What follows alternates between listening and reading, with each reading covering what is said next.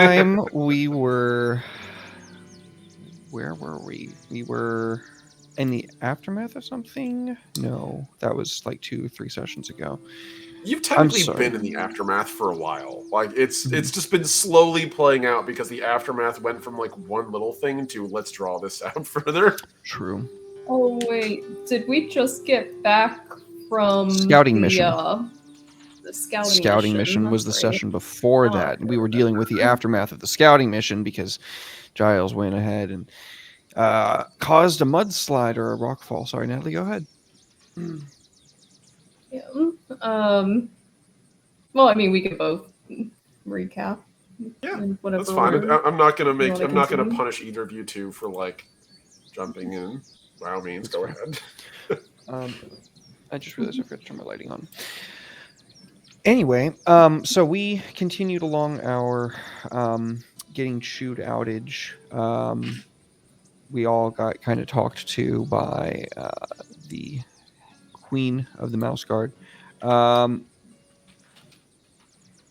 I was not getting chewed out for once. I just kind of got for once. You know what? It didn't even dawn on me. I was the one that wasn't getting chewed out. You were best weasel. And there was no issues. Let's fucking go.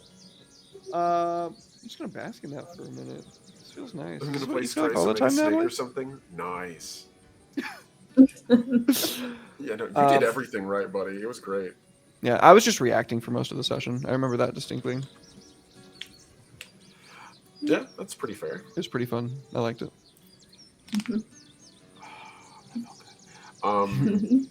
So, yeah. Red's character had caused a mudslide as you all had been sent out as a scouting party after having very recently conquered Serpent's Run, a incredibly small predator fiefdom. I wouldn't call it a kingdom. I'd call it a fiefdom because it's that tiny. It's one liege lord and all his loser liege lords and all his loser liege noble servants. And you conquered that. And then a column of mice apparently were sighted advancing from the city of Gauntlet, which is run by I don't want to say a foe because they're not a foe with you yet, but definitely he's an enemy of mine. Definitely, yeah. He's on my shit list for sure. Oh yeah, no, you all seem to have it out for him, but he's technically not at war with you yet. You are, I would say, antagonistic with each other, but you are not like in open war yet. And so you guys heard there was this column, and so Gwendolyn was like, "Hey, go and scout this out. I'm putting you in charge, Sienna." And so it was like, "Yeah, I got this." You did your reconnoitering. Everything went great until Red's character, Giles, decided, well, the best kind of recon is force recon, and what greater force can I unleash than a force of nature, aka a rock slide, onto a column of mice?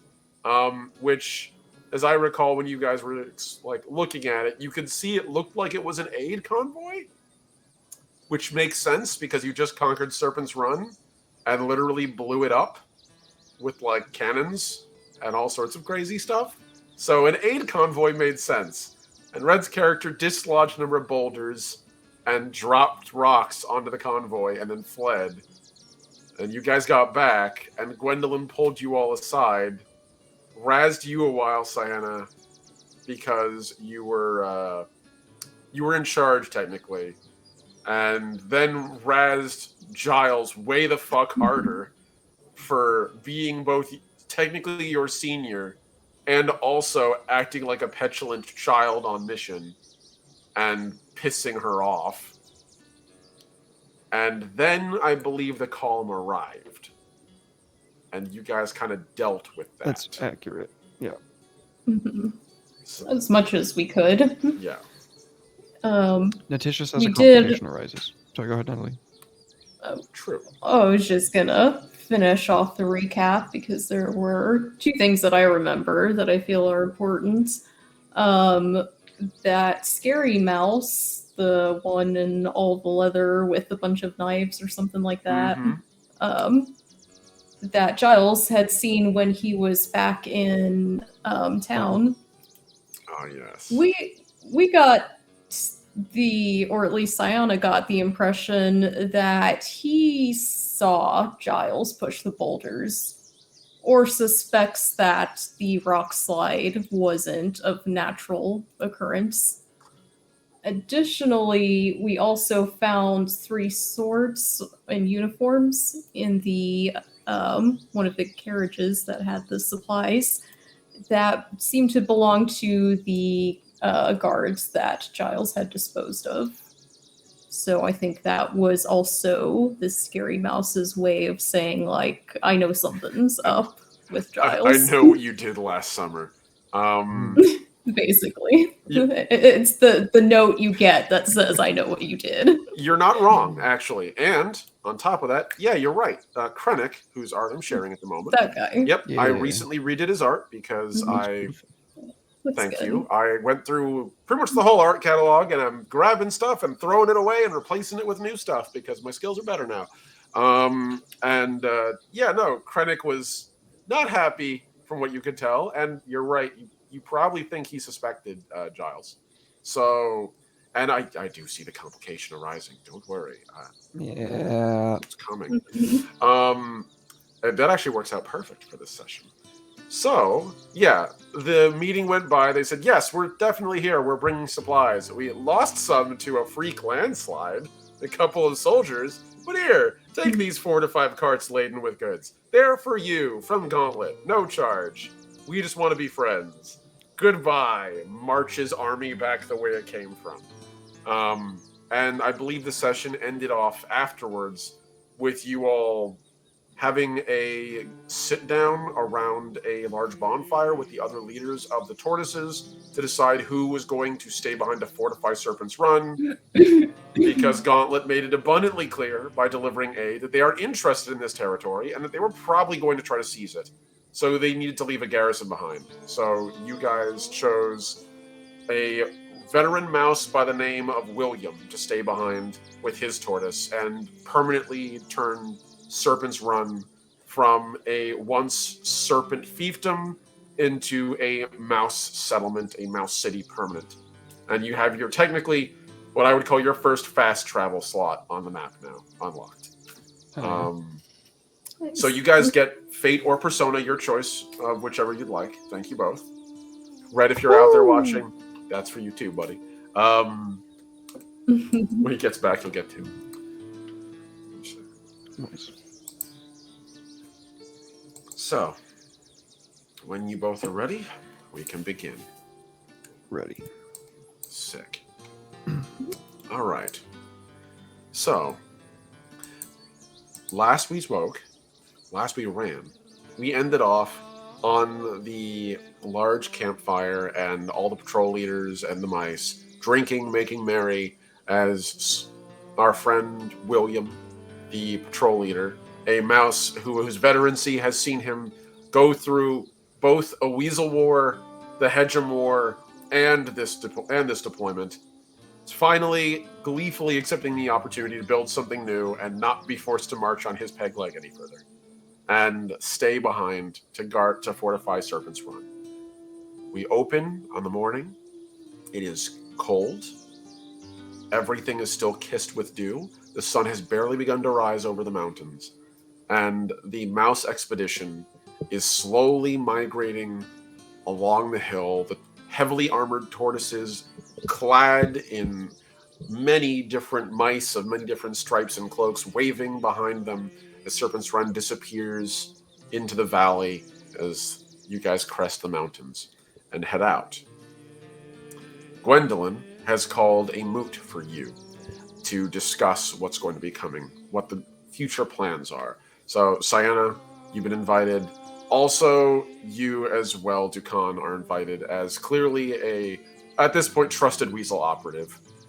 Gwendolyn has openly conferred with you that she would rather you subdue your patrol leader than one of her mice. So that's a fair bit of I do trust. remember that order. I distinctly remember her telling me next time to just knock him the fuck out. Yeah.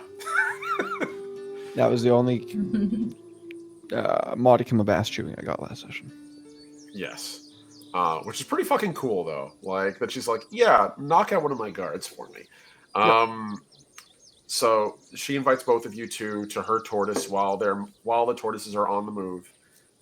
Very shortly after you all crest the hill, and all the mice are out and about doing their thing, you hear the sounds of wood being slowly sawed through and rendered into new equipment. Just over the side of the hill, there's like one of the tortoises, and you can see there's some woodworkers on there sawing away at lumber on top of the thing as it moves forward. The smell of fire and roast food coming from across the entire expedition. Most folks are having breakfast, and you're probably going to have breakfast with the matriarch. Hey, Alec, how you doing, buddy? So, which of you two would get there first? I would probably get there first, a bit early, eager to regain my status with her. I don't want her to be mad at me anymore. Please forgive me, Mom. I'd probably even bring some like freshly baked rolls or something. Okay. Something you'd eat for breakfast.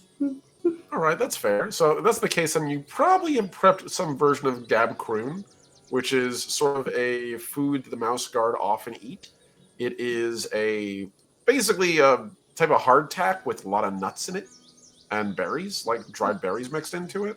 So it's actually kind of edible and not just disgusting, and it keeps forever. It's like a granola bar, kind of. Pretty much, yeah. Like it's a little but imagine a granola bar that's baked to normal granola bar size for like mice. So you make Gab Croon, you get crap loads of it. You get bags of the stuff. So if that's the case, then let's see you make me a roll for this. Do you have baking by any chance? I have baker. That is exactly what we're looking for. Okay. So roll me baker.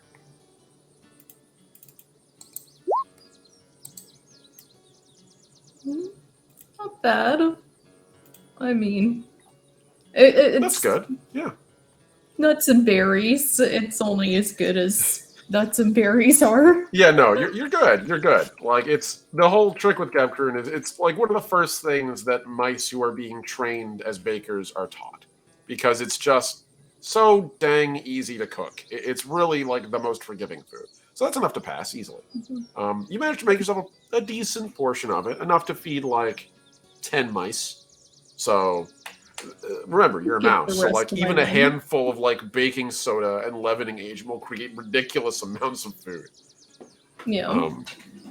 I'll give the rest of it to the mice in my troop. Okay. Awesome. Yeah, no, they're all grateful for breakfast, honestly. They all wake up and half of them set into it. One of them pops open a little can of jam and begins to use that. So yes, by the time you get there, it's pretty much like within a half an hour of you having been asked to do this, you just immediately, you were probably like in the process of making some Gab Croon already. You just kind of increase the size of the recipe when the runner comes to let you know to be there. You get there about like a full 10 minutes before everyone else. Everyone else is still likely gathering up their supplies.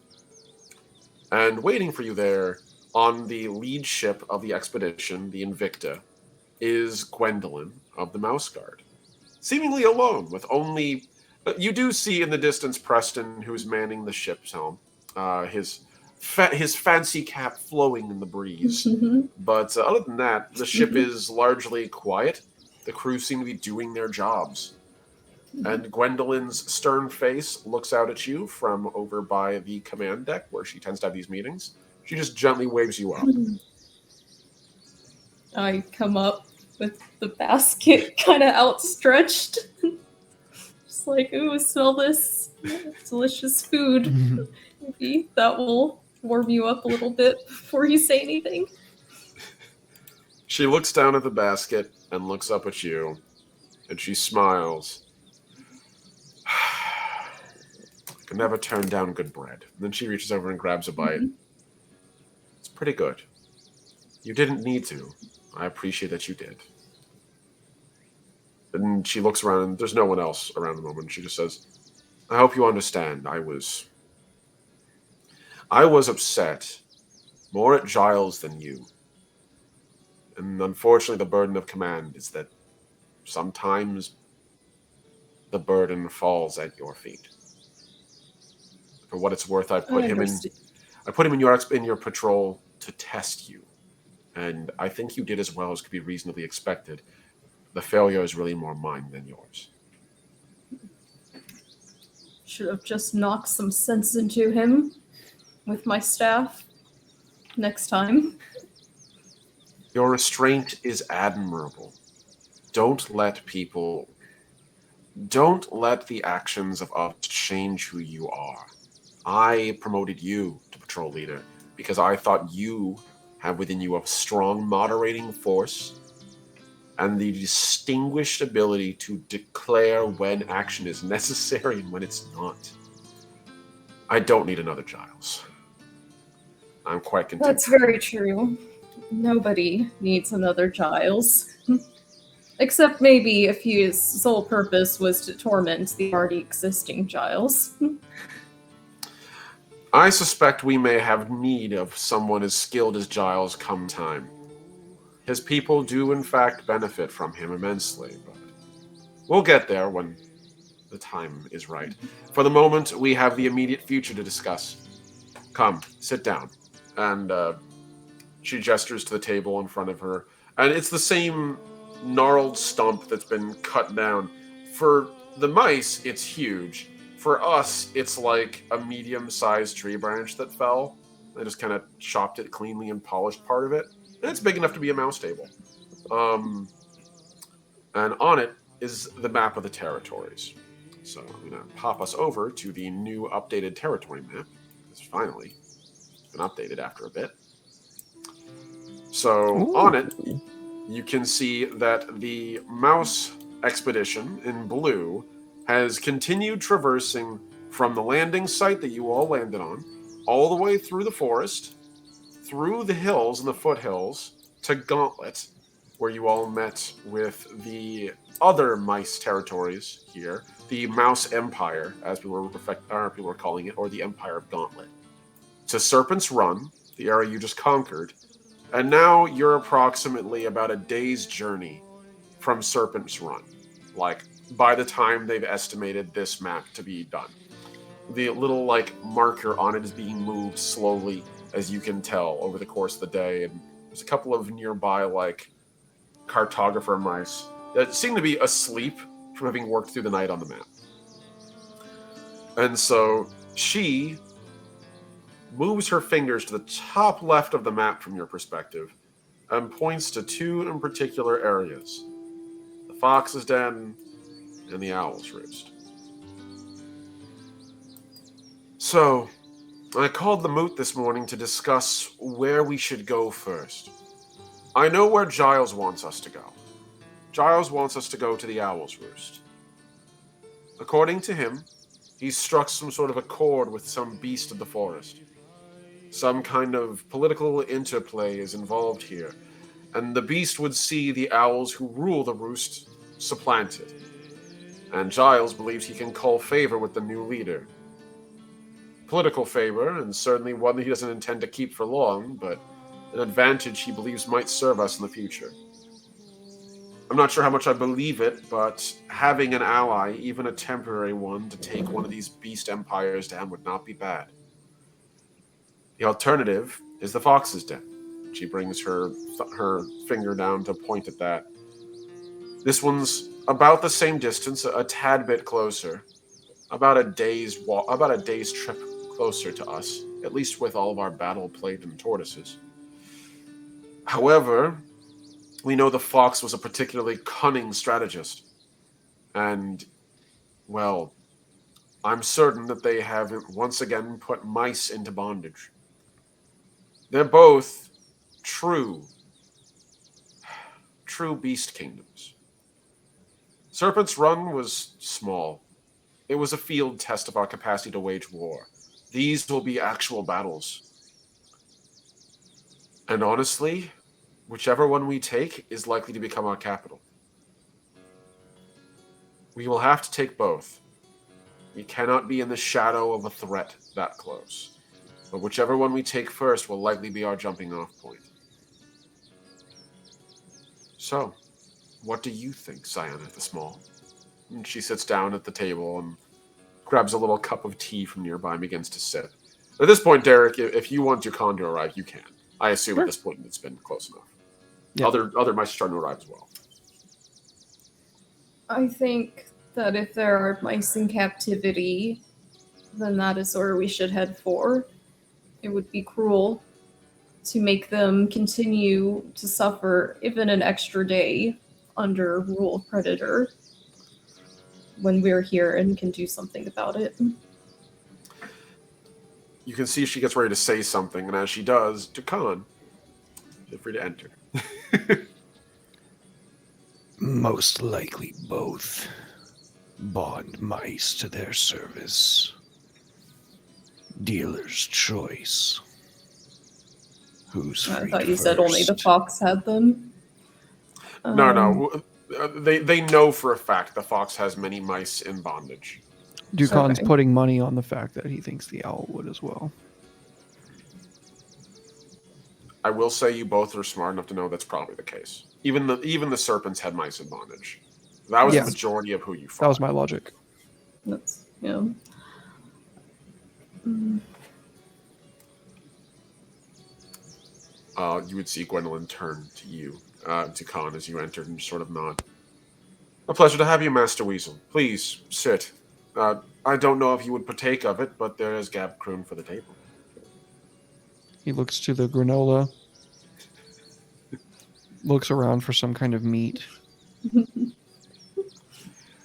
Looks We can get you to his something a pack, little bit more. and then like puts it on the table where he like takes his seat, like pulls it out, just kind of plops down, and starts scrounging on little niblets of snake that he's had roasted. Also, at this point, I will remind you that you did manage to get the head of the serpent of the vicar as basically your door mantle now on your tortoise. So Fuck yeah. you do have a trophy, a very obvious trophy. You're literally living in the skull of your enemy. It's pretty metal. Goddamn right. So you can see that she sort of chuckles and takes another bite of Cap Crew. In truth, they're all symptoms of the problem. The entirety of this new frontier is likely dominated by beast kingdoms. And if the legends hold true, and they appear to have so far, mice in this territory have been held in bondage since we left. The mice that didn't come with us likely stayed and were re-enslaved or recolonized by beasts after we left in force. So every empire is likely to be suffering in a similar way. What we need is a strategic point to leap off from. So either by sky or by ground. If the owl knows we are coming for it, it will harry us from the sky. I do not have wings. I'm in no rush to fight flying foes either. Additionally, I don't trust any deal that Giles thinks he may have brokered between himself and a predator. Furthermore, if we lose the element of surprise, then the owl has the upper hand. The truth is, we're not entirely sure the owl knows we're coming. Red, or I should say not Red, Red. Giles's owl is a competitor to the owl who lives there. I did a little speaking with a couple of the mice who lived in Serpent's Run, as well as your friend, the Green Serpent. His name escapes me at the moment. Can't remember. Greenfang, of course. Greenfang told me a bit about these other empires and what they have. We don't know the names of their rulers, but we know that they are referred to as the Twin Tyrants. The fox is apparently descendant of the fox who once ruled these lands, and the owl, on the other hand, is purported to be a newer resident. When we fled this territory back in antiquity, we killed the falcon who ruled over the field. who dominated near the fox's territory. In fact, it's in part the reason why mice were forced to fight one another in that era. The fox and the falcon used mice as proxy armies, so they didn't have to engage themselves. That wouldn't have changed now. I'm willing to bet that the owls and the foxes probably have very little love for one another, and I'm more than willing to use mice to continue that ancient proxy war, as these two empires are so obnoxiously close together. So, you sit at a strange impasse here. I hesitate to make any decisions until I have more information. Dukan But raises his big meaty paw. She pauses and looks over. Yes. Dukan has a particularly weaselly suggestion. Yes? Perhaps instead, while we still maintain the element of surprise, we comprise elite strike forces to take out the leadership. Then we move in, break the trains that bind these mice. They will be overjoyed. Most will likely join our new kingdom. Others, they will likely not side with Gauntlet. If they do, perhaps Giles' network of infiltration may break down their sympathies further, and they become loyal to us. A sound tactical plan, and something of my hope. I'd rather not commit to open battle against Predator armies until we have ourselves a true fortification. We're going to dig them out either way. I'll lay out what I do know. From what I understand, from what Greenfang has told me, the owl has effectively put not only the mice of the region into bondage, but also has done so with other beasts of its kind. Much like the vicar did with the serpents, the owl has done with raptors and birds. The owls form their upper caste. The middle castes are filled with predators of the day, and even some more omnivorous birds, such as shrike or some songbirds. But the rest are all as enthralled as the mice we encountered at Serpent's Run. This changes many things. They have an air force. Sorry, go ahead, Natalie. Where did you learn this information again? Greenfang. So, It appears as though as if he had a little more information than he was letting on. so we're learning this from one of our own, not from this owl that Giles supposedly has a treaty with. You don't think this was something we should have been warned of if this owl actually had any decent intentions? In fairness, the only contact that Giles had with the owl was when it nearly killed his patrol. He didn't have much time to Owls engage. do not show their feathers. They strike from the back. This is a very owl thing to do. The owl did tell us something, though, that Greenfang did not. And I believe this is because Greenfang simply might not know it as much. From what the owl told Giles, the tyrant owl who rules the Owl's Roost has also enslaved bats to his calls. And thus... Not the bats. Yes. To the audience, turns to the audience. Yes, even the bats. The night sky is as much the owls as the day. The fox, on the other hand, has apparently been engaging in its own form of slow and steady growth. Most of the canids in the area fall under their direct control. So we know that the foxes, as well as also kits, Arctic foxes, gray foxes, a number of their kin and kind, all fall under this council of 3 siblings, ruled over by a tyrant sibling, the eldest. In addition, they appear to have enslaved a number of ermines, weasels, and even some of the local serpents into their service. This is what we know, at least from Greenfang. The owl has spoken nothing of the fox's den. Thank you, Nerys. We are flush for foes and few with our allies. These are just the beginning, mind you. I've heard tell of at least 3 more kingdoms off to the west, and a few more further to the east. 3 kingdoms out to the west in the ocean on islands, then the remainder off to the northeast. I have heard tell of wolves, bears. I even hear there's a small weasel empire up here. Go on. I've only heard rumors. No more than that, Master Weasel. However, their relationship with the mice of the area, if the rumors are to be believed, is no better than ours was once before we left on this expedition. I suspect they may not be so kind. Can I roll like a weasel nature check to see if it's possible, if there's any way we could like make friends out of these weasels? Sure. I think that's fair. Okay.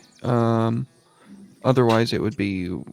I don't know what else it would be. That was the only thing I could really think of. Okay, so No, I think that's the right. I think that's the right roll to make. cool. Okay, my nature is. Where are you hiding? It's a 6 because it's a new session, so it's refreshed. Yay! Indeed. What? Oh, motherfuck. Okay, it's still a pass. I just like that. There you are. Fuck. And that's how you can tell you're watching an AP. Everybody. Yeah, right. Like, what is the luck? It's crazy. That's fair. So, yeah, no, that is still success, but man, wow, that is a gut punch. So from what you can tell, that does track. Your particular group of weasels leaving the Dark Heather have done so under only one weasel lord, your uncle. And if it weren't for your uncle being personally invested in not being in the Dark Heather and not being eventually overwhelmed and killed by his potential rivals, you probably wouldn't even be here having fought beside these mice, having built these communities together. Right. So, yes, that does track. You even remember a time yourself where when you were young and you were being raised, you were told, mice are food. They're not people, they are prey. For a long time for Dukan, they were food. Indeed. Hell, there's even came probably around. a part of you that still thinks occasionally of them as food. I mean, So- you can't eat cats, Kevin. You can't eat cats, Kevin. Natalie, I made that reference specifically for Natalie. There we go. I can see from the smile. I was like, that's an inside joke that I approve. So yeah, that's from what you can tell, anyhow. So that tracks. It's possible you might be able to make alliances, but it would probably have to be something like what happened with your uncle. You'd need to have a weasel lord who is disadvantaged enough to be willing to work with mice. Hedgems, that's more likely. Your people view them not necessarily as equals, but as a threat on par with you. They are about the same size. They pack black powder. So that's possible to convince them to work with. But convincing them to work for mice or with mice, that's more of an uphill battle. Hmm. Not saying impossible. Just putting in perspective what you're dealing with here. If we could perhaps show a display of power, convince the native weasel kind here that we are no threat to them unless they are a threat to us, but that we will smite them with the fire from a cannon. And he gestures to the big fuck off cannon. Just creaking in the distance, gleefully almost.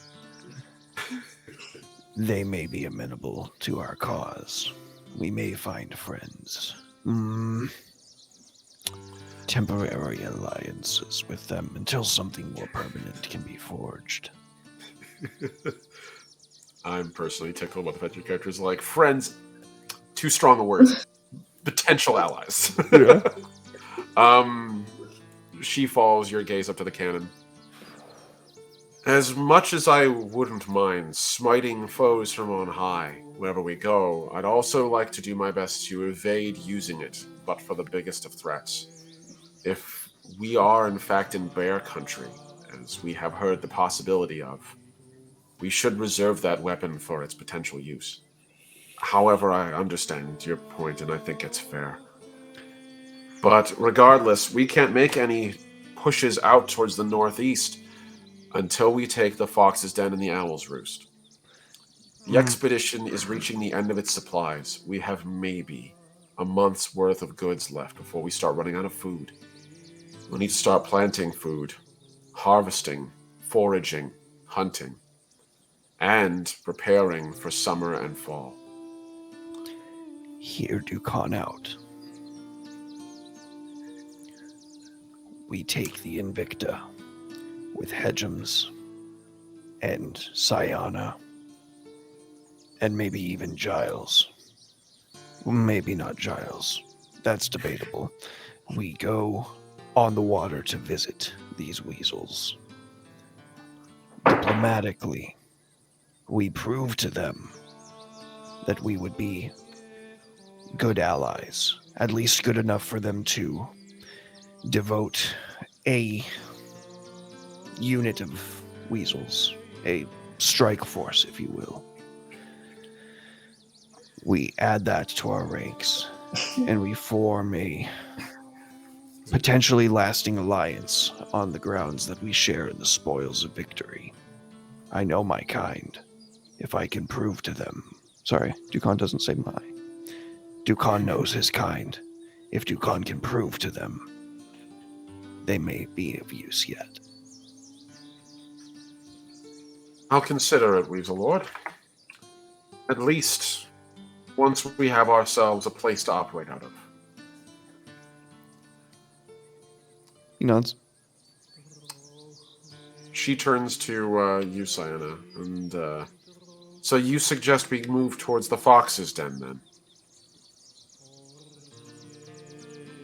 Or have you another thought about it? It does seem as if it may be potentially the easier foe to fell first, considering we're at least on the same terrain, not having to deal with aerial assaults. Dukan is beginning to wonder, would it not be easier to go back and take on Gauntlet rather than armies of roving canids and skies full of avians? To that, you hear a chuckle come from the deck above you, and you can see Preston peers his head down as apparently his relief has finally arrived, and he's able to emerge down onto the lower level. And he sort of lands a little bit Zorro-esque. He's very much the sort of person that doesn't use railings or ladders. He leaps around, and he does it largely out of, let's be real, largely just being displays of acrobatic Gusto. nature. Yeah, exactly. It's all machismo on his part. So he lands on the deck. Well, you see, with that's a bit tricky there. You see, you'd think that'd be the easy move. But in truth, we've been doing a little reconnoitering as well on the numbers coming from Gauntlet. That expedition that came to deliver goods to Serpent's Run? Well, me and me lads were doing a bit of reading and a bit of estimation. Believe it or not, some of my crew are actually pretty good with a sextant and with an abacus. We did a little rudimentary math and assumed that there's no way that they would commit such a force out to march unless it was exceptionally small, something they could afford to lose. So, extrapolating it out, we believe we're looking at probably that column being less than likely a 50th of Gauntlet's full strength. And that column was, as I recall, nearly 150 mice. Versus our... Suddenly, the Fox's Den is looking a lot better, huh? He sort of chuckles and shrugs.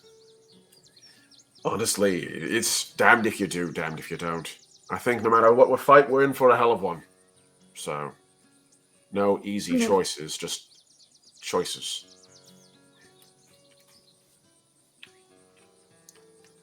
I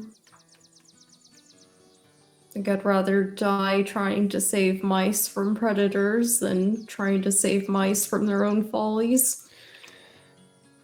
The mountains on the other side of the Fox's Den. Is that claimed territory? She looks over and draws her finger. I'm assuming you're talking about these right here, Derek. Sorry, Chad, I was Yep. muted. I'm talking about this area right here. Gotcha. I had a feeling. She looks at it. The river is potentially dangerous. If we are to be believed, Fox's Den also has access to water, and being so close to the waterways, and having heard talk of ermines, it's possible they might have a presence in the river. We assume that anywhere within 2.5 days' march of either territory is effectively their territory. And I will point out at the very bottom of the window, I don't know why it didn't show it in full. It's a little weird. Kind of cut off the sides there. But you can see that little measurement thing is equal to 1 day's march. So that would get you out to about like half this area over here. Anything further than that, we assume is threatened by their expense. So we believe we are maybe 2 days march out from hitting the beginning of Fox Den territory. And considering the owls go by air, we might even encounter them as far out as 3-4 days travel by foot. Make no mistake, my friends, we are marching into hostile territory.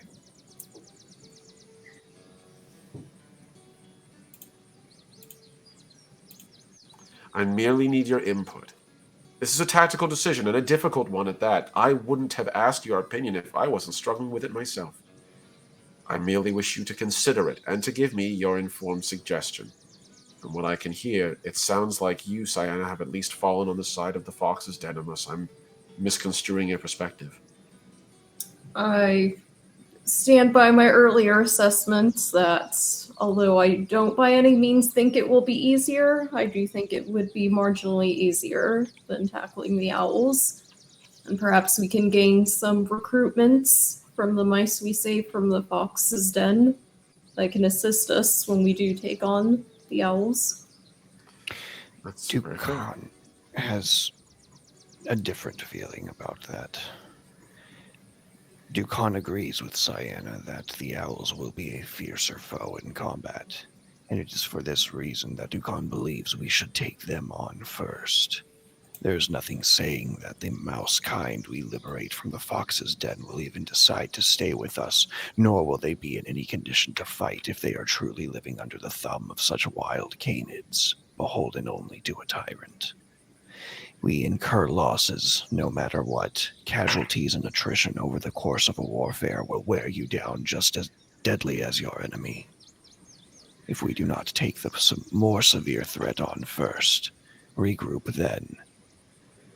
then they will know we are coming.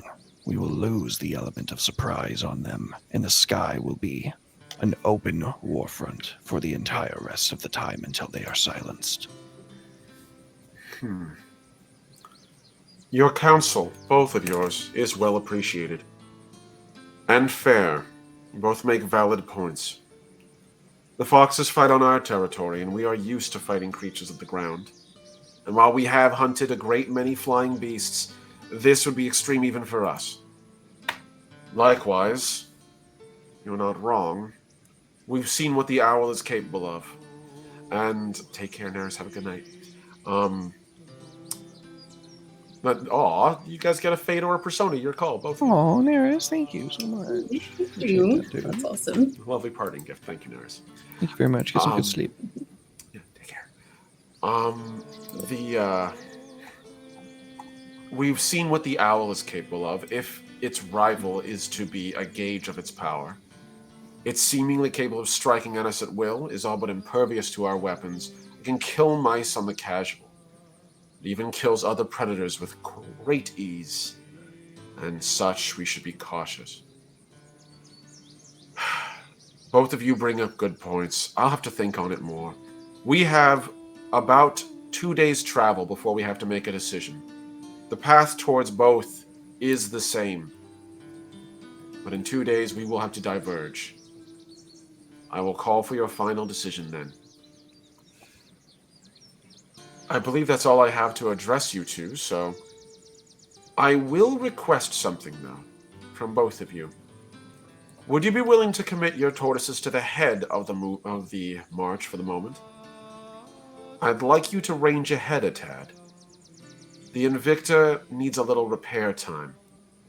The Serpent's Run battle is still worn on her hull more than Preston would like to admit. You can see Preston roll his one eye out of the eye patch at that, and just sort of shrug like a, yeah, it doesn't mean you have to rub it in kind of thing. And as long as the Invicta's down, I'd prefer we advance carefully rather than quickly. Anything for Preston? There's no better place for our tortoise. Very well. Then, I end our little meeting. You two can go about your day, and I thank you both for your time and for your service. I'll speak with Giles at a separate time, as I understand he's spending some time with the Wolframites today, needing to drill a couple of them out. I also hear that Jeffrey needs a little help recovering from his injuries, so he will be directly under Giles' tutelage for the moment.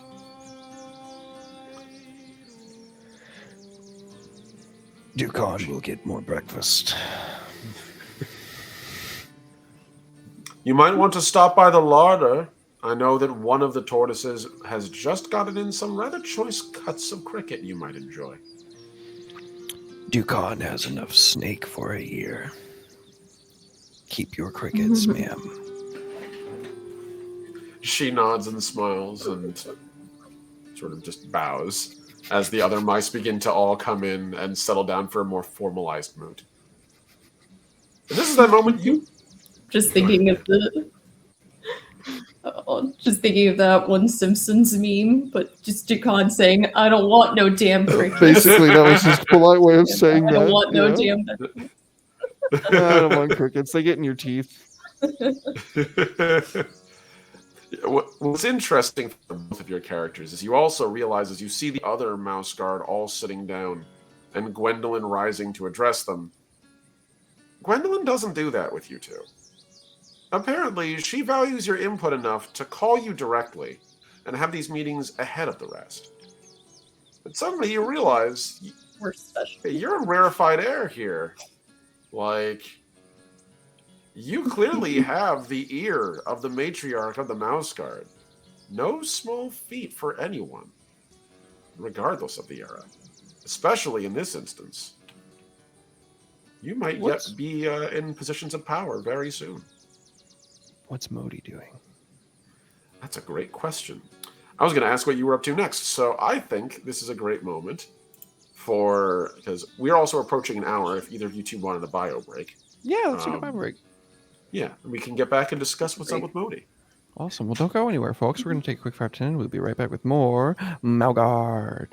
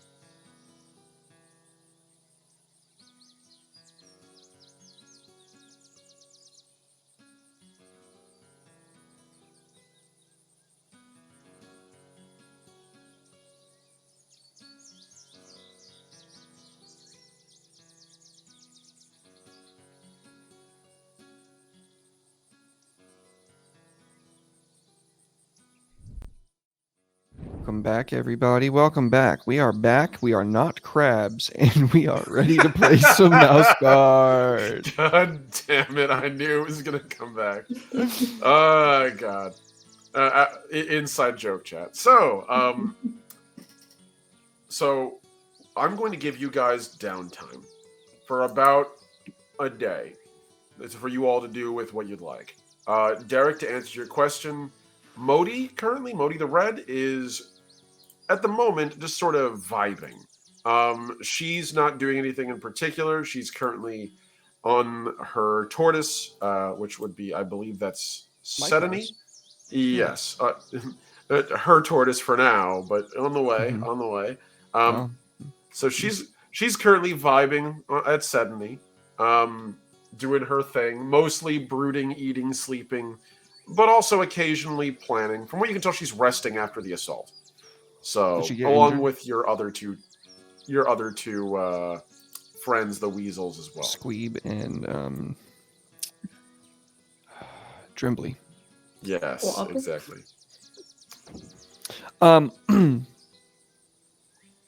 Modi.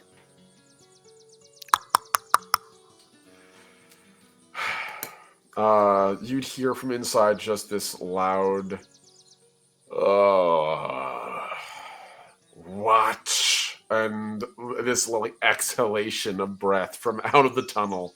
And slowly you see the two eyes as this giant, as honestly, like, again, Modi's big. I'm going to emphasize every time she shows up, because every time she shows up, you swear she's bigger than the last time you saw her. She's just that kind of large and in charge kind of person. Modi slowly peers her head out, and the glinting ruby of the gem on her diadem sort of glints in the dim light. What can I do for you, Dukan? Dukan has idea. Weaselly kind of idea. Kind of idea. Dukan can only talk with weaseliest weasel Dukan knows kind of idea. I'm sorry, I just love Dukan's speech pattern so much, and sometimes it's really It takes me. effort. I'm not gonna lie. It does. I have to think about what I'm saying. You do a good job, buddy. So she looks at you for a second and just inclines her head. It gestures for you to come in. And as you do, you can see a little further in as well.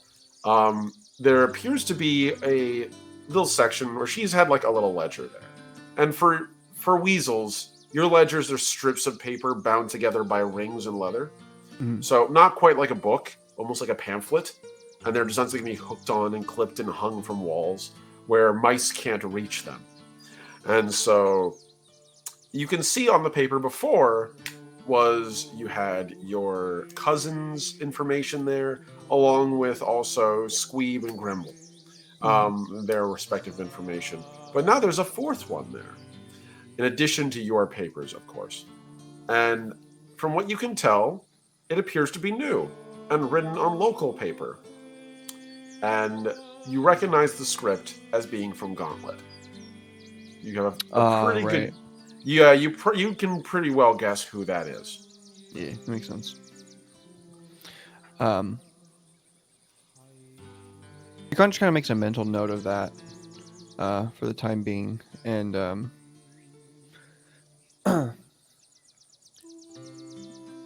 looks at both of the trapdoors like None can hear, right?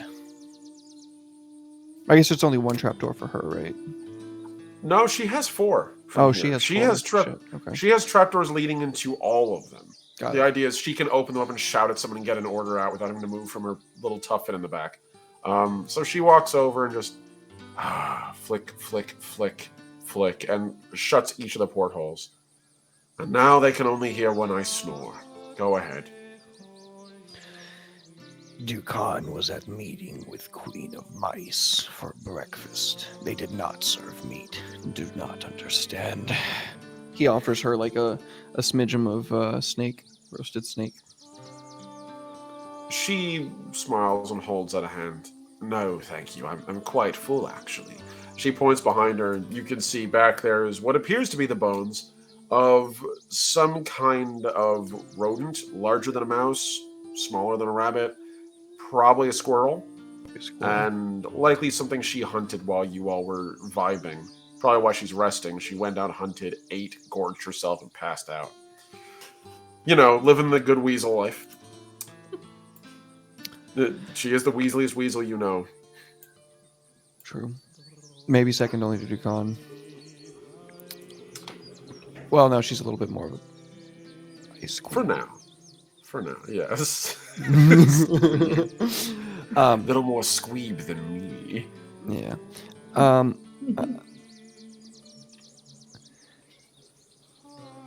Dukan was told that there is a people of weasels that live. She was to the northeast of here. The northeast, correct, yes. Across the river. Dukan thinks they might be potential allies, but was told that we must wait. Dukan must wait, this is true. As Dukan understands it, now he must come to every beck and call of Mouse Queen. Still do not understand Mousekind fully. Anyway, Dukan was thinking, what if you went and brokered a deal with these weasels? You are, after all, the most weaselly weasel Dukan knows. God damn it. I'm sorry, every time I hear that, my head just goes like, you are the Mortiest Morty. Like, god damn it. So she's been like holding her paws up, steepled a little bit below her muzzle. Like she can't do like we do, where she can bring her hands up like over her forehead. Right. You know, big pointy nose. So she can only bring it underneath her snout. And she sort of scratches this little furry white bottom of her chin. An interesting proposal. However, I must be at least available for the coming battles. The journey to do such a trek would take potentially weeks, maybe even months. I don't know. It's not a bad idea, though. It would be nice to send out some envoy. The Wolframite gets to disappear and reappear when he wants. Why not Modi? We are not beholden like the Wolframite is. Modi goes where Modi wishes, yes. No, that's fucking Varix, and I love it. She chuckles. Yes, the Wolframite can go where he comes and pleases, because the Wolframite is not the strongest thing in this expedition short of the cannon. Unfortunately, there's only 5 in our little fraternity here now. We are a valuable commodity. If the Lord of Wolfram disappears and gets himself killed, only the Wolframites will mourn his passing. The mice all will, but they will all quickly replace him. Skilled swordsman or not, skilled leader or not, he is but a mouse. He is no weasel. You're right, I don't answer to her. I go where I please. However, I am as much invested in this expedition as she is. I would like to see it succeed. And I frankly don't trust the mice to succeed without us. She leans a little further forward. There is a possibility, though. There are other weasels in the locality. From Gauntlet. As I understand, much the Wolframite annoys me that he disappears so much, he did strike some bargains with local weasel folk there. Perhaps we should reach out through that network. See if we can convince some of them to do some diplomacy on our behalf. I imagine it would be easier than reallocating our already vastly overstretched resources. And besides, as soon as we have found the mice a territory, we can build our empire and start getting weasels from over the sea. We were limited to one tortoise this time. If we play our cards right, the next time we may have an entire expedition to ourselves. Imagine what we could do with 5, 7, 10 tortoises worth of weasels here. She smiles a wicked grin. She's clearly been thinking about this for quite some time. Yeah, Dukan has completely different ideations for what to do with that many weasels. But he doesn't voice them. He holds that to himself and says, Of course. Right.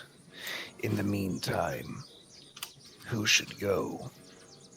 Again, you must be here for the coming battles, but Dukan must be here for the coming days. he kind of like feigns this like look of annoyance. He probably is a little bit annoyed about it. Right. I suspect more and more as this has gone on, Dukan has started putting on airs around Modi like, oh, the mice are so annoying. Meanwhile, like, my precious children, my future ally army. She shrugs. Why not put the mice to some use? As I understand, they have a post mouse who came with us. Send him. He's fast. He has his own bird. Go find him. I'm sure you'll find him somewhere. I believe he hangs out where the armored mice are. The ones who ride those hummingbirds about. The songbirds with lances. I'd say it's laughable if I didn't know they could kill a weasel with a good strike.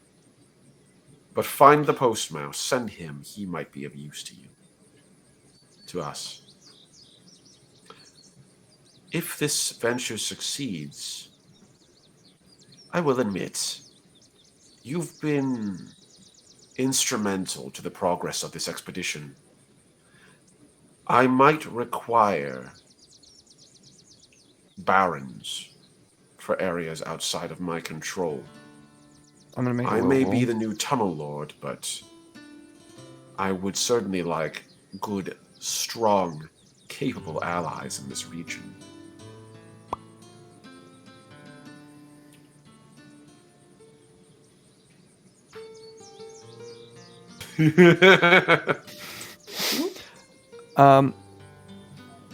Successful. There's this like, kind of like wince when she says barons. Dukan doesn't say anything though. He just kind of like nods. Dukan is very much star screaming right now. Yeah. It's like, barony? I deserve to be the leader. Yeah. I ain't serving nobody. That's fair. This is surprisingly generous of her, from what you've noticed. Like, as the days have gone on, Modi has seemed to rely on you more and more, and has seemed to treat you with at least certainly more respect than the two doofuses who she slaps around a great deal to get things done. You, on the other hand, she seems to have allowed some degree of autonomy. Again, one of those weird moments where suddenly you realize, I really am, like, I'm making it. The leaders are trusting me. Even her! And she eats people! So you get that brief little moment, like that mixed impulse. And she just waves a hand. Think about it. Take your time. In the meantime, as I understand, we're to commit this tortoise to the front of the line? Yes. Very well. I'll relocate myself to the Invicta to be a part of the War Council with the Matriarch. I won't have her making any decisions for us without my say-so. As a show of my faith, Sedany is yours to command in my absence. However, don't come into my warren. You'll run it out of yours. Understand? Certainly. I was really thinking I was about to take her fucking warrant. my hopes went. This is the equivalent of, here you go. You can take the car on the date. Oh, thanks, Dad. Be back by 6. Fuck. It's 6. It's 4 p.m. Yeah. She smiles graciously and bows. Is there anything else I can do for you? Oh, warrior mine.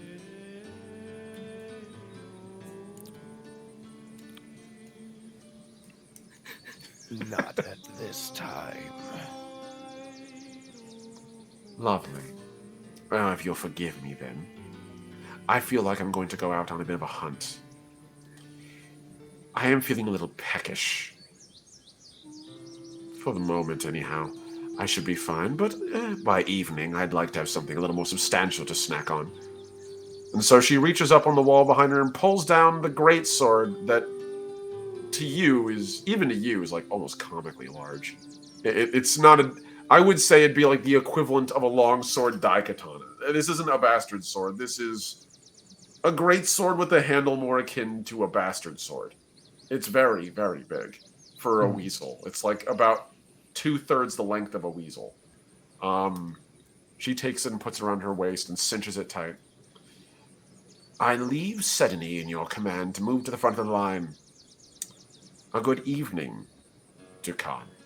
She pats you on the shoulder and slithers out of the tunnel, almost like a snake, with a loud getting through the front door, because she's so round and wide. Getting through is almost one of those, like, it's sort of like watching a weasel trying to put its butt through a cardboard tube. Just for a second, there's like that little wiggle, then poof, gone.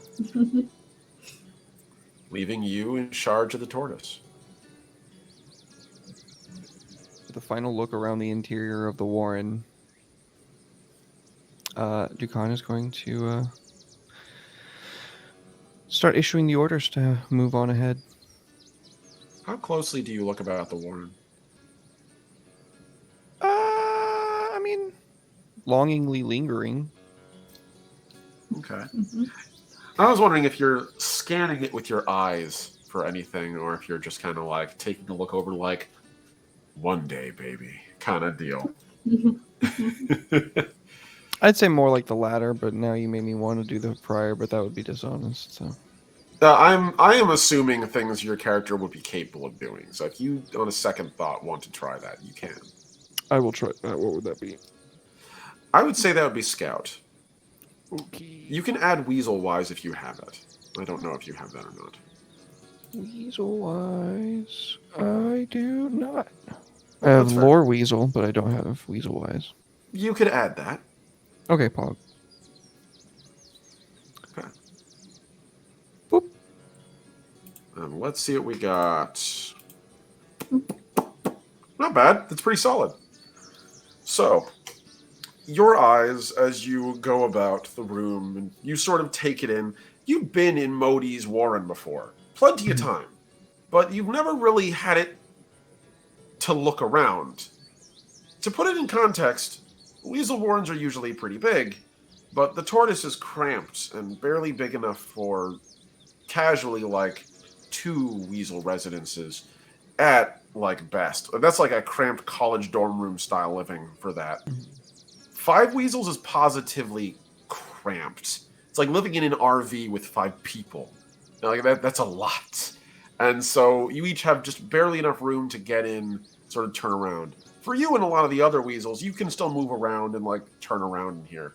But the reason why Modi's chamber is the way it is because she needs to literally roll into a ball to kind of rest in here. She kind of takes up most of the room. Now that she's out of it, you can see it much more clearly. And see how things are arranged. On the far end is a tuffet, which you find almost funny because it's basically just big enough for her head. The rest of her body kind of just loops around like a big wet noodle. She has a desk sort of inlaid into the wall, covered in papers, where you can see those files hanging over the top. A space for her weapon, a pile of bones, literally just bones. And as you get ready to turn around, you see a little glint out of the corner of your eye, and you recognize what appears to be a tube, a metal message tube, of the kind that is received from the Dark Heather. And it appears to have your uncle's name on it. Gimme. You're gonna go over and take a look? All right. Immediately just like rushes over to it. All right, so you slowly turn around and you get ready to leave, and you look back. You see it. Just noodle, and just like flop over and just grab it. And as you look at it, you can see that it's held fast by some sort of brass latch. It's a simple mechanism, really. It's a key of some kind. You get the feeling Modi has taken it, but it doesn't look too complex a lock. You're not sure you'd be able to pick it, but if you knew someone who could... Neat tiny mouse hands. Or someone skilled at building things. Intricate things. Giotto. I would say that's possible. I'm going to flicker Jukan from where... does not have many friends. By Weasel standards, you are positively a socialite, my dude. We're going to flicker from where you are now to over where you are, Sayana. And as you return back to your tortoise, you can see that the majority of your patrol has finished up the Gab Croon and is currently in the process of cleaning everything off, getting things ready to move. They know that they're all moving out. They just probably don't realize they're moving out first, or at least to move out even further. And as you approach, you can see your apprentice just kind of wave from the back. Sayana, welcome back. How did everything go this morning? And thank you for the breakfast. It was delightful. And you can see he's sort of like pulling on some of the ropes and battening the hatch on your tortoise. My little apprentice, Yes. Tom. How's he doing skill-wise? Like, you know, he's a good soldier, right? A good mouse. He's doing pretty good. So technically, at the moment, stats-wise, he's currently using the rules for a tender paw, because that's what he is. He is the lowest rank of mouse guard. Well, not the lowest rank. The lowest rank would be apprentice. He is technically the lowest fighting rank. However, if he keeps this up, it's been almost a month since he's left. Yeah, no, it's been almost a year actually for you guys since since the expedition really got underway. It's been a hot minute. So very soon he's probably up for promotion to full-on guard mouse. And as patrol leader, ultimately that'll be your job to decide when he's ready. It's true. I was just thinking I'm going to need a second in command now that I'm first in command of the tortoise. So It's true. He I is would like relatively young, that. but he could be appointed as an apprentice, as an XO, as you need. Assistant XO. So I was thinking he might be too young to be my direct second in command. So I need to figure out who might be good for that position. It is up to you. The tortoise is yours to command. And it is yours to decide who you think would be a wise decision. You get the very distinct feeling that this is, in no small part, not a test, because that implies that there's some kind of like manipulation going on, but it is probably a kind of a rite of training to really select your officers carefully. So it is on you to decide. And you have no obligation to respect seniority. This is your tortoise to command. You've experienced that before, true. probably, I'd be willing to bet. Like, if someone...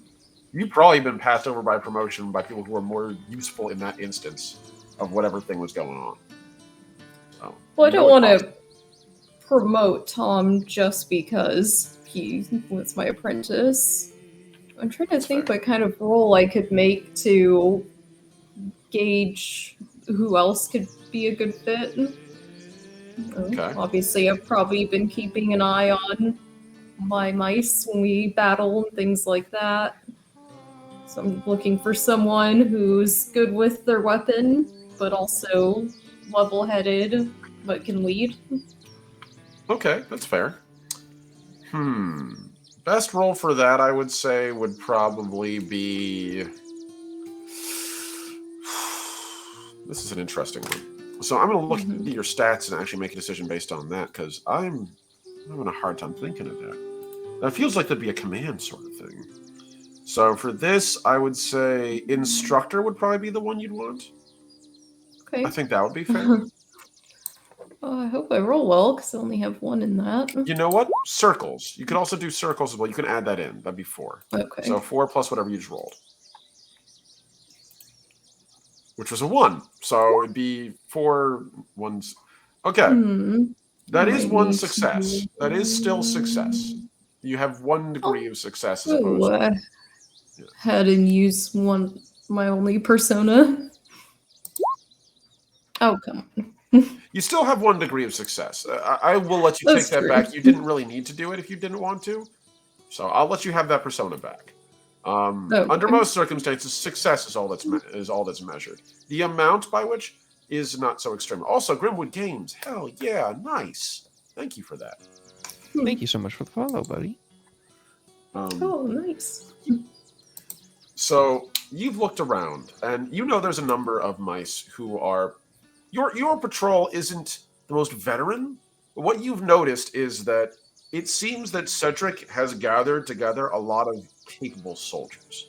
Almost all the guard in your patrol are they're competent, is the real way to describe it.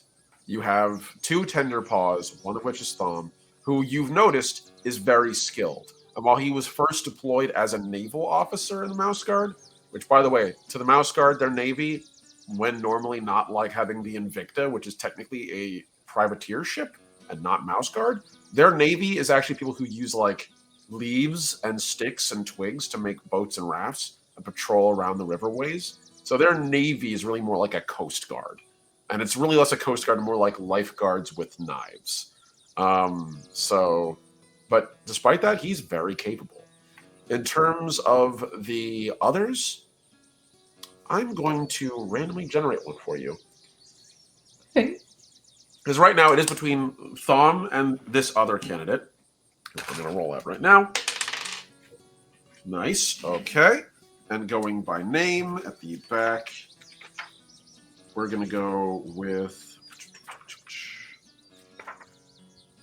a mouse by the name of... Oh, Autumn.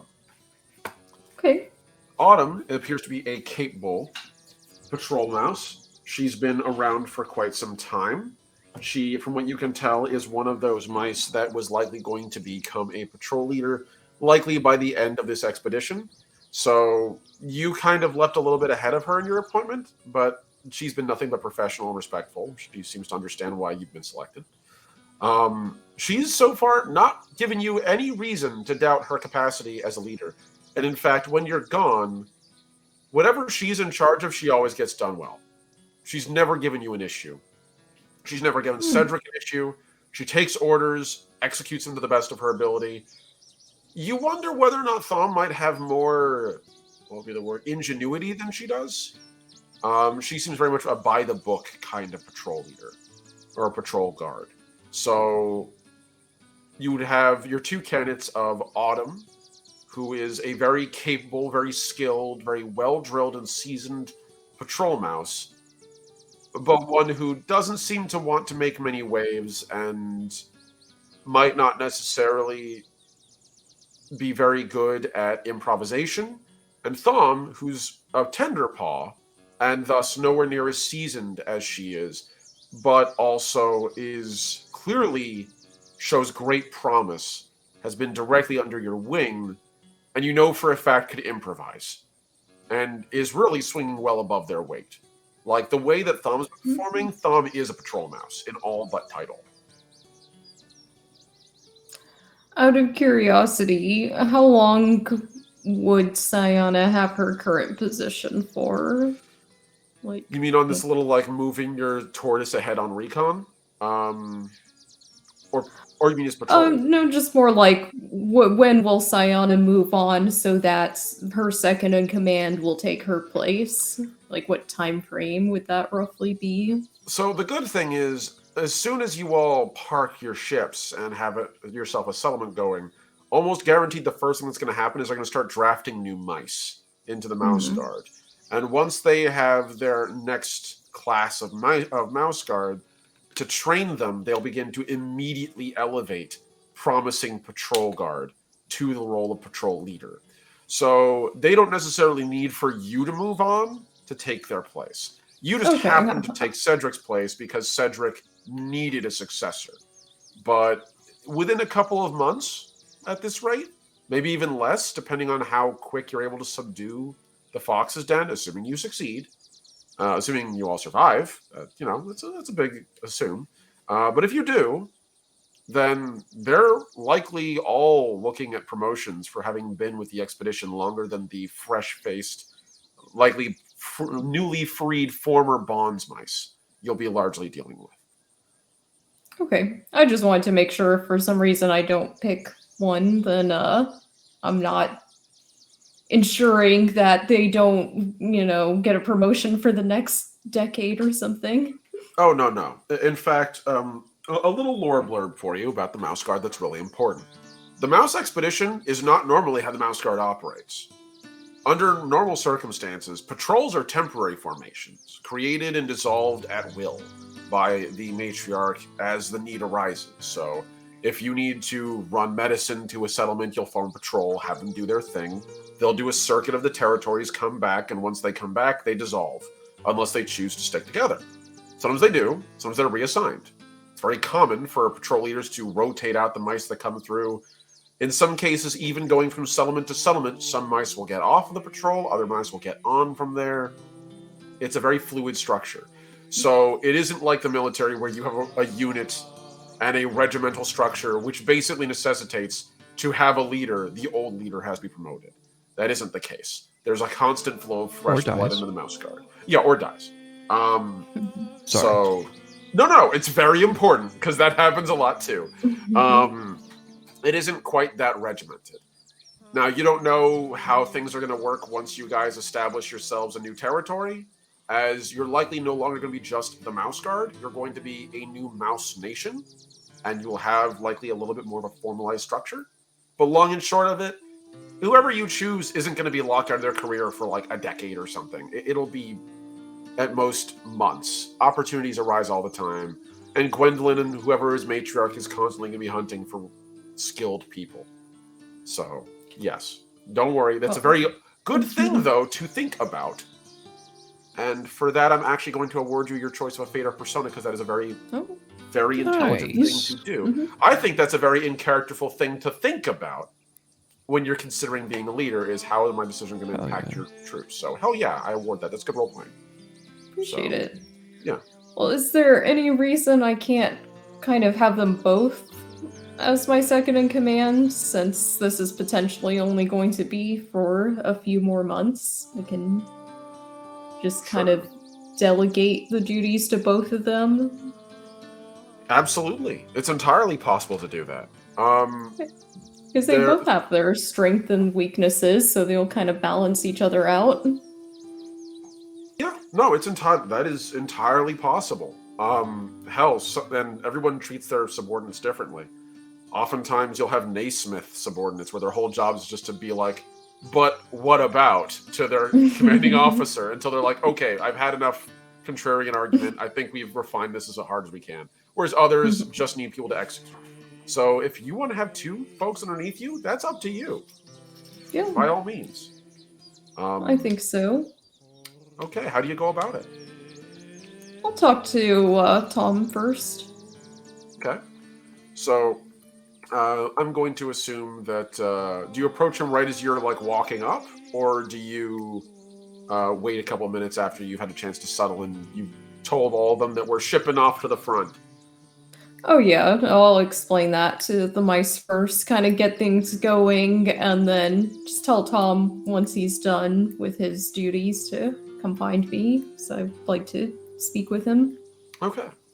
So yes, the mice all salute and get ready, and you can feel Garo, even the tortoise, is beginning to rouse as the mice are like gently patting his head and like telling him like, "Hey, we're getting ready to move up, get ready. We need you to start really putting some strength into those steps." And as the mice batten all the hatches down, you hear from the front a "Rah," as Garo like begins to really motor forward. And you realize, like, we always joke that turtles are slow, but you've never really seen a turtle book it. Turtles are capable of moving surprisingly fast. They can scuttle pretty quickly when they want to, and move pretty quickly. Oh, They no, like he's to- scooting. Yeah, no, he's schmoovin'. So they can actually run fast. I have had tortoises and turtles that I've rescued before in the past, because my mom used to do turtle rescue for a while, where I would put them down and they would easily go as quick as a gator. Like, just race to like 15 miles an hour. I'd be like, wow, well, they're fucking gone. And Garo just hauls ass to the front of the line. As well as also you can see about the same time, I would assume this is probably when you can see Sedney, the weasel tortoise, doing it. Regardless of what you're up to at the moment, they both start surging forward. And you can feel like the momentum rock you back a little bit as the mice all like grab a hold. It's almost like being on the open ocean again. And eventually, after the tortoises are at the front of the line, passing in the shadow of the giant warship that is the Invicta, Thom appears at the in the top section of the tortoise. I'm assuming where you probably meet him, because that's about as close as you can get to privacy, and just sort of like knocks on the wood. You wanted to see me, Simon? Yes, come in. Yes, of course. He climbs up the rope and plops himself onto a hammock opposite you, which is just rocking with each step that Garo takes. So, what did you need, boss? Well, as you know, I've taken over Cedric's position here in the Tortoise with our troops. Congratulations, by the way. I know I said it before, but I'll say it again. I think it's well deserved. Appreciate it. And I'd just like to let you know that I've been very pleased with your service so far. I think that you have excelled very quickly and are well on your way to being a fine patrol mouse yourself. You're making me blush. Thank you. I appreciate it. And because of this, I would like for you to be one of my second in command. I do have another mouse that I plan on asking, because I believe that it is best to use all of the resources at your disposal rather than limiting yourself. It has nothing to do with your capabilities or anything. I just value all of my mouses opinions. So I do plan on asking Autumn to also be a second in command to me.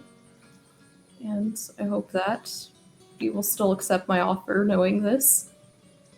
Of course. I'm honored. Honestly, I didn't really think that was possible.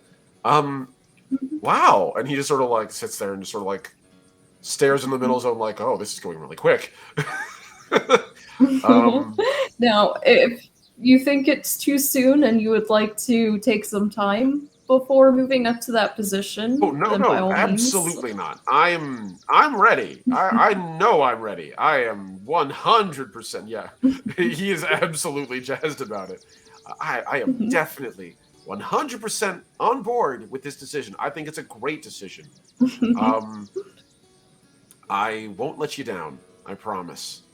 I hope so. I know you're quite excited, but I trust you to take this seriously and prove that I did make the correct decision.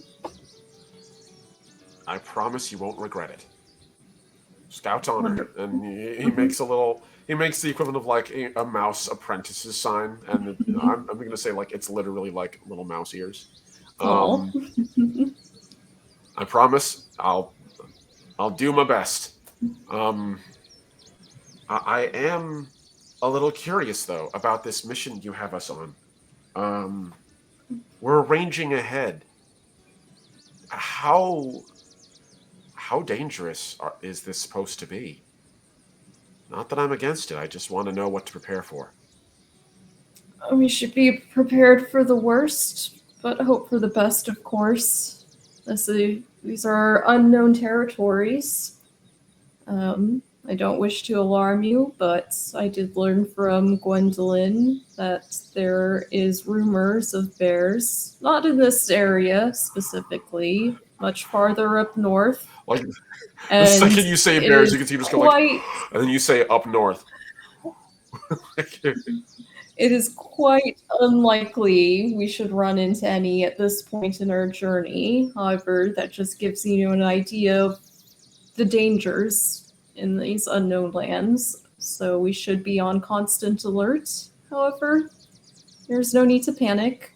If ideally, we will run into nothing more than the occasional snake or perhaps slightly larger foe that we are sure to be able to defeat. I have confidence in you and the rest of my mice. I keep forgetting what the Mice would be the plural right- is. Mice would be the right plural. It doesn't sound natural for some reason, so I keep doubting that it's the right thing to say. Yeah, think of it this way: it'd be either mice or mises. Yeah. And one of those only applies Mice if you're a sounds Hanna-Barbera cartoon. So, stated myself, damn. You'd see Thom. I grew up watching those two. It's okay. Yes. At least I didn't make a Jabberjaw reference. And so, yeah, no, he nods. All right, then we'll stay on high alert. I'll get right to it. If you have any duties for me to get right on, I'll gladly get to it. If you would fetch Autumn for me, I would much appreciate it. And then start overseeing the men, making sure that they are not slacking in their duties. Of course. Mice. Not men. I don't even know what a man is. Why did I say that? They use the term men, like fighting men and women and people. That's a thing. This isn't like this isn't like the Smurfs where they replace every instance the word human or man with Smurf. Like they do in fact occasionally use humanisms. But you would see he just sort of nods. Righto, I'll send Autumn right away. And he pauses and just sort of leans over and just like takes your hand, just shakes it very like vigorously. Thank you. And just gonna let go and just drop down onto the lower level. Autumn! Autumn, I need your help! I definitely have to get him a new cloak now. Because I remember when we first met, I noticed he had a tattered cloak on. Yeah, he still is wearing a pretty shite cloak, not gonna lie. It works, but it is not pretty. This is very much function over form in its most palpable sense. I wish I remembered that earlier. I would have gotten the cloak before I asked him. Then it would have been like, take this cloak and become my second in command. I would assume if you want to, like, you could even make him one if you have like the ability. You should have a couple of trade skills, and if not, one of the mice in the expedition might be able to help you out. Hell, one of the mice in your patrol might even be able to help you out on that. Yes, I will. We don't have to necessarily roleplay that, but I would like to Okay, obtain that for him now that he's my second in command. sure. We'll say that while Autumn is on the way over, we can just like quickly handle that. Make me as I look at your stats again very quickly to see what you've got. So I'm gonna say, make me an instructor roll. Okay. And I will say, yeah, there you go. That's good. Another one. You can also add Haggler to that as well if you'd like. Do I have Haggler? You do. You should have 2. Oh, I do. Okay. Okay. Oh. So no failure, no success. So dead average, dead neutral. So I usually I find the most average cloak maker. yeah, and also hey Skag. I usually rule whenever you guys roll no successes and no failures as you're able to progress your agenda, but with no real immediate like expediency. It's kind of like when you go, oh hey, I want to get a chore done today, and then you go online and you look up and you realize they're not even open. And you're like, okay, Mhm. so it's not a loss of progress, but it's not really progress. It's just, you know, I hear about a cloak maker, but I can't go see them today, basically. pretty much, yeah. We'll say that you know who they are when you ask them. They're like, it'll take me a day or so of like foraging while we're like ranging ahead to get the materials to weave cloak. So like, basically, they'll work on it shortly once we're underway and we're a little further ahead. Eventually, you would see Autumn would poke her head up, and Autumn has a very appropriately named type of fur. It's very bright, almost like fox orange, like crinkling leaves. She's wearing a brown cloak, and from what you can see, she has a bow on. And by a bow, I mean like an actual like long bow, not like That's a bow what. in her hair. And she pops her head up. Yeah, I figured. Yes, ma'am. You wanted to speak to me. Yes, please come Of in. course. She climbs up and sort of just hangs from the wall there a little bit. What can I do for you? As you know, I have taken over Cedric's position. I'm trying not to just recycle my speech from earlier. That's fair. If you don't want to go through the whole thing again, you don't have to.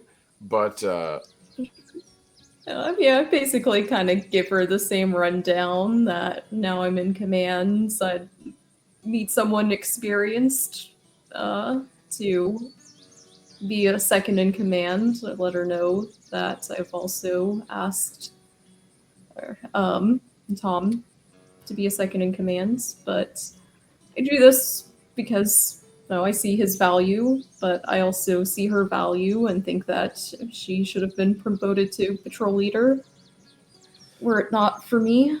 So I want to make sure that she's progressing and moving up and being of the value that she is. she would nod at that, and you'd see like a little smile on her face when you say that. I'm proud of anyone who rises in our ranks. I know in time it'll come to me. I appreciate you helping me with this, and I promise to do what I can to help further your goals. I'll do my best to defer to you, and if you need any advice, I'm always open. And Thumb is a capable tenderpaw. I'm sure he'll do good. So, we'll make it work. If you could also help guide him, as you know, he is still a tender paw, and though he is capable, he is inexperienced through no fault of his own. So I hope that you can also be a guide and mentor to him as I am. Of course. I wouldn't dream of anything else. He seems like he's very excited about the opportunity. I would hate to disabuse him of that. I'll do what I can to guide him where he would be willing to listen. I appreciate it, and please do let me know if there's any conflict between the two of you. I know it's not necessarily typical to have two in, command of something, but I hope to make this work. He has been so far nothing but a boon to this expedition. I'm grateful to get to work alongside him. Wonderful. I'll let you know if he tries to grow up a little too fast, though. And she He kind of does gives you have like a smile. a tendency to get a bit overexcited, as you've seen. So it will be good for him to have a more serious mentor, a more serious presence and guidance. I'll do my best to keep what you've got going with him. And I think you've been doing about as good as anyone could have hoped to. Well, I appreciate that. of course. Unless you have anything else, I'll get right back to it. The tortoise is moving at full speed, so I figure we'll be ahead by nightfall, if you're all right with that. Excellent. Indeed. All right. Thank you again. And she bows and slowly recedes from view as she just lets tension out on the rope and just zzz back down from the top. So I'm going to pop over to you, Derek, and we are going to give the last part of our downtime before we move into the active phase of the session. Because I have not forgotten, Natisha, about a complication arises. It's coming. Don't worry. Oh boy. So, Derek, I I'm going forgot to. that we had that. Oh, I didn't. I never forget that. I'm going to assume that you went before you started leaving the expedition behind to go and see Jado, correct? Yeah. Okay. So, as you go and you make your way into the Hedgem workshop, and you can see all the Regims are busy.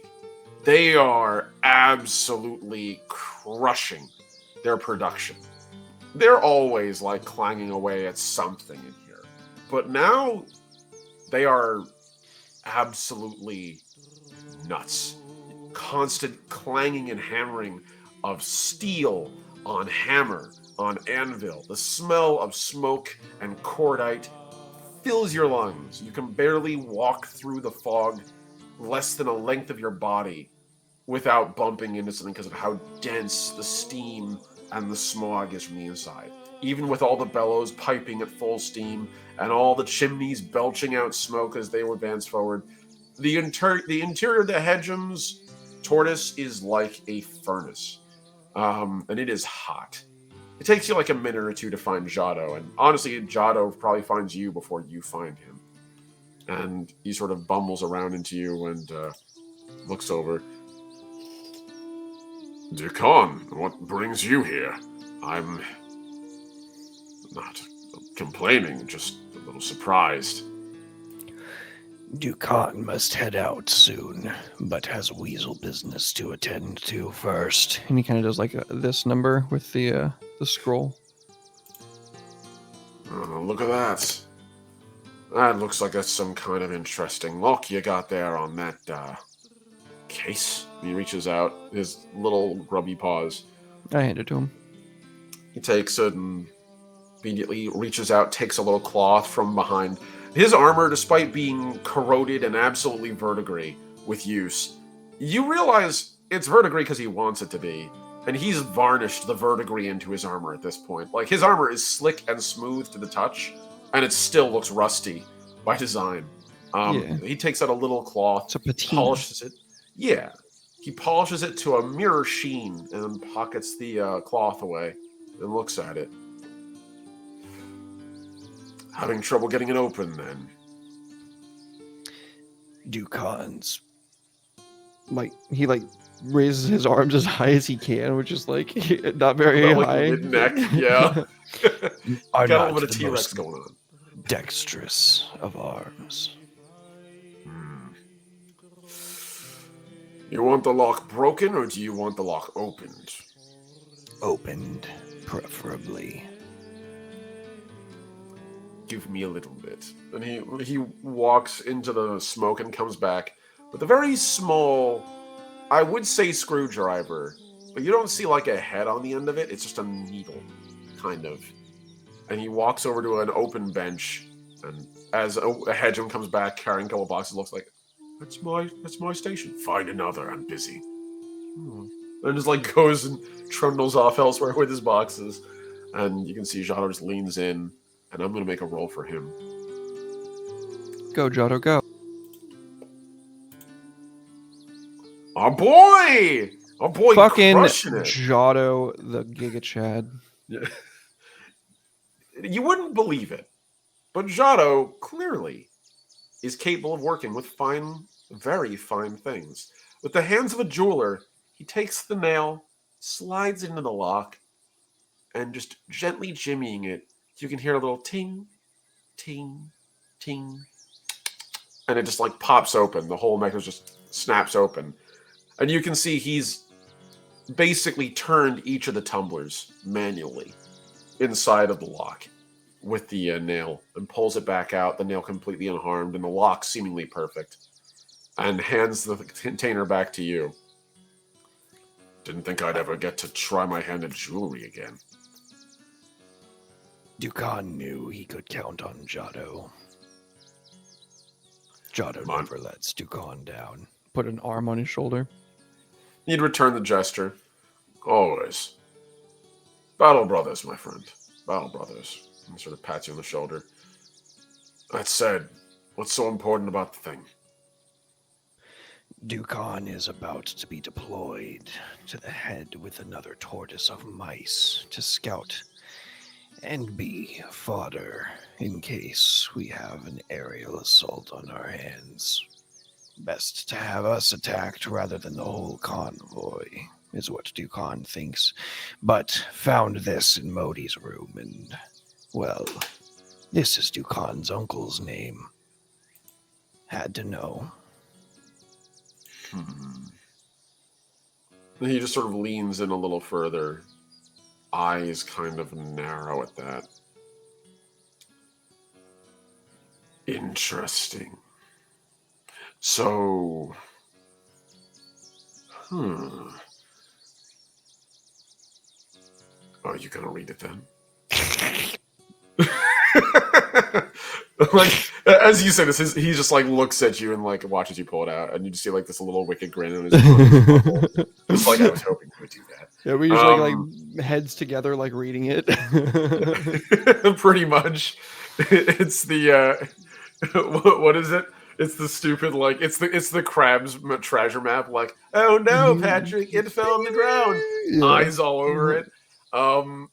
So as you lean in and you read it, you realize it's instructions from your uncle.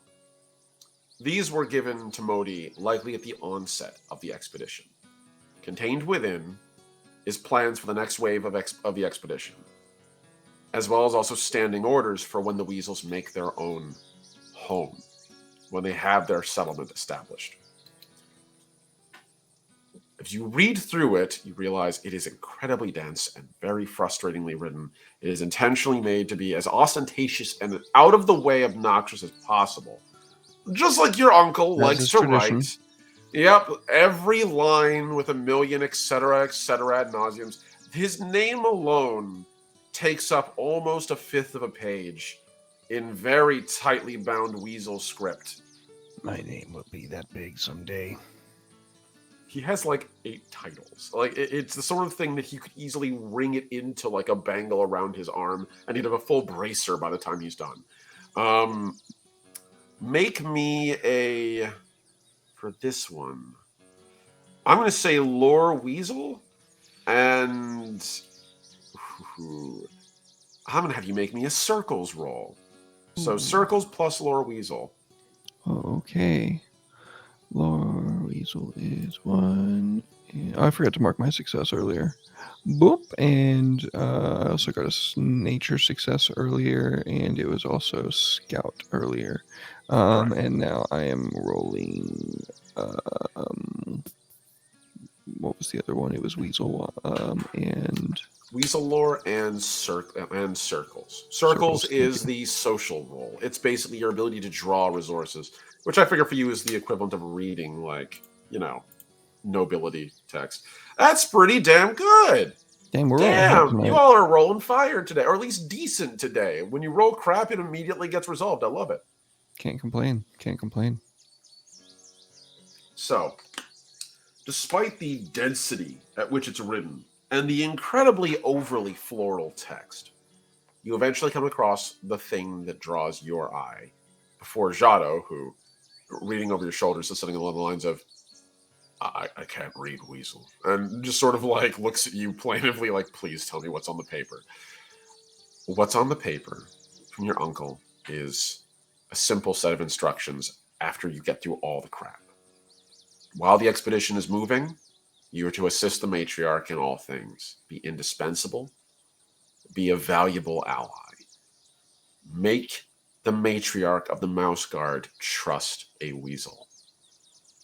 And then finally, when the settlement is established, continue to be allies with them until the first wave arrives. And you can see, mixed into all that crazy bullshit that your uncle likes to write, you see how aggressive the colonization plan from the weasels is. This first roll, 5 weasels. And one of them stayed behind, as you recall. Your Modi wasn't lying when she said they were going to ramp things up. they were planning on sending more weasels with the next expedition, but what they didn't tell anybody, from what you can tell, is that they're planning on sending their own expedition without the Mouse Guard's awareness, parallel to the next departure of the expedition. So while the Mouse Guard expedition is carrying over weasels bit by bit, they will send their own fleet of vessels with, from what you can read, looks like around 200 weasels with the next expedition, parallel to it, unbeknownst to them, sailing in their shadow. If that's the case, the weasels are going to probably outnumber, or at least match, the original Mouse Guard with their next expedition. Bro, what the fuck?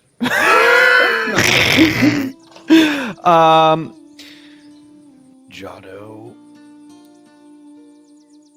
do you remember what Dukan said his ultimate goal was going to be concerning a particularly red weasel? He's saying this very quietly, like just like almost in his ear, with his long Right. snout-like face. He just quietly nods. The timetable might have been moved up. If Modi were to gain control of this many weasels, the entire fate of the expedition could be the future of this alliance between our kind.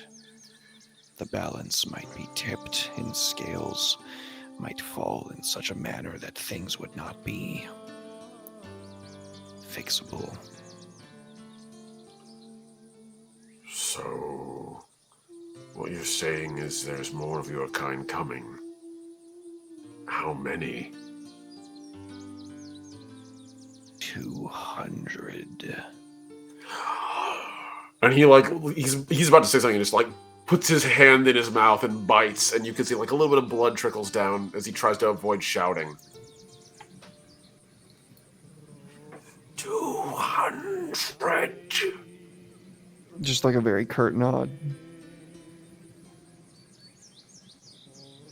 How soon? Parallel to the next expedition. Which, how long is that from now, by the way? As soon as you all establish your first real settlement, the Mouse Guard's first real, like, permanent base of operations, your next lock haven. So whenever you conquer either the Owl's Nest or the Fox's Den. and Okay, so secure it's it. either or, not both. Yeah, exactly. That'll be your base. Basically, you are choosing which is the first of your capitals. The other one's likely to become your secondary capital very shortly after. But the second that first one's established, you're going to send runners back to the front, back to the beach, and they're going to get back on the barges and do their thing. Not just that, that's to confirm that everything is okay. The first wave, the barges that brought you here, are already on the way back. So by the time they get there, they'll be gathering the next expedition. So pretty much the second that other group of runners gets back to the front where the beach is, they'll probably send a bird over. And that'll be maybe a couple of days as opposed to like weeks of travel. So maybe I'd be willing to say 2 months till they make land, till they head out. So we Total? would both know that, I'm assuming. Yeah, I'd say maybe 3 months till they make landfall in the New World. Easily. Until they make landfall on the frontier. Soon. Yeah, I explained to him that it's, when the second deployment force sends off, they're going to be sending off at the same time.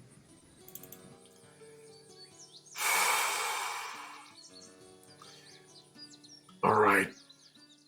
Let me know when you're ready. Do you want me to get...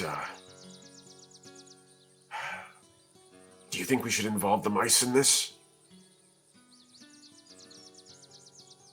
Or, This is a certain crossroads monsters? moment for Dukan.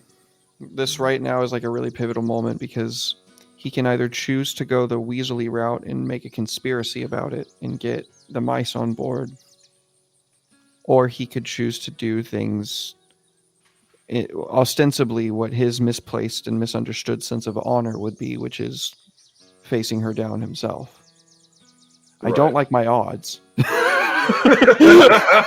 I'm being honest. If you want to make a hunter roll with Okay. weasel lore backing that up to assess your odds, I'll let you. Yeah, that's a fair. Yeah, I would like to. do Okay. Make the Hunter roll. plus weasel. Okay. Oh Jesus, that's all ones, but I think it's still. You pass. You more than handily pass it. Wow, it's literally all successes and then 3 ones to counter it. So like, yeah, that's still 3 6. That's 4 degrees of success. That's a sizable success. Hell yeah. That is enough for you to know. Yeah, Modi. If it was Modi on the front against the vicar, you suspect she might have been able to take him, like 1-to-1. She's famed as a beast hunter. She's famed as a warrior. She's called Modi the Red because she's been soaked red through with blood, an act that very few weasels have ever done. Because weasels are big, and to kill that many mice, to kill that many beasts, to just drown yourself in their blood is actually damn near impossible for a weasel, unless you kill something huge. So, if anyone's going to be a match for you swordsmanship-wise in this expedition, besides Giles and Saxon, it would most assuredly be Modi. And unlike Giles and Saxon, you know Modi will do anything to win a fight. Right. So I'd be willing to say, if I was to give you straight odds, 75-25, you lose. That's kind of what I thought. And that's being pretty generous. Again, that's your assessment. It could be worse. You also know that tunnel lords and their ilk oftentimes hide advantages, things that they don't tell people, vials of poison, even possibly dread curses, things of that nature, contracts, alliances. They don't play their hand until they're forced to. And when they do, they dunk on someone so hard they can't tell someone else. Dread curses. Interesting. Like I said, your character is a little more familiar with the superstitious stuff than Mouseguard are. Well, They now know he's it is been- ancient history. For you, you know it is living history. And now it's being thrust upon him through the death rattle of the vicar. So. Yeah. Dukan might need assistance in this manner. Dukan has a number of options available to him, neither of which he particularly enjoys, but help is the least debasing. Dukan has no Alright. wish to die on Modi's greatsword. All right. Let me know when you're ready for it. I'll prepare on my end. I can talk to Raphael on your behalf if you'd like. I can't imagine he'd be keen on this either. He may have no grievance with your people, but he knows what war is like, fighting them and with them. Dukan trusts Jado. Dukan does not know Jado's liege lord as well. I do. He knows how to keep secrets. He nods. Thank you for the biddies, Neutron. Much appreciated. Oh, man. awesome. Much love. All right. Well, with that, I think I'm going to suggest if you guys need, we could take our final bio break, or if you want to power through, we can just get right into the active phase. Yeah, let's just keep going. Okay. All right, I'm down with that. Unless y'all need to take a break. No, I'm good. I'm just gonna have myself a big deep sip because Mhm. doing Jado voice.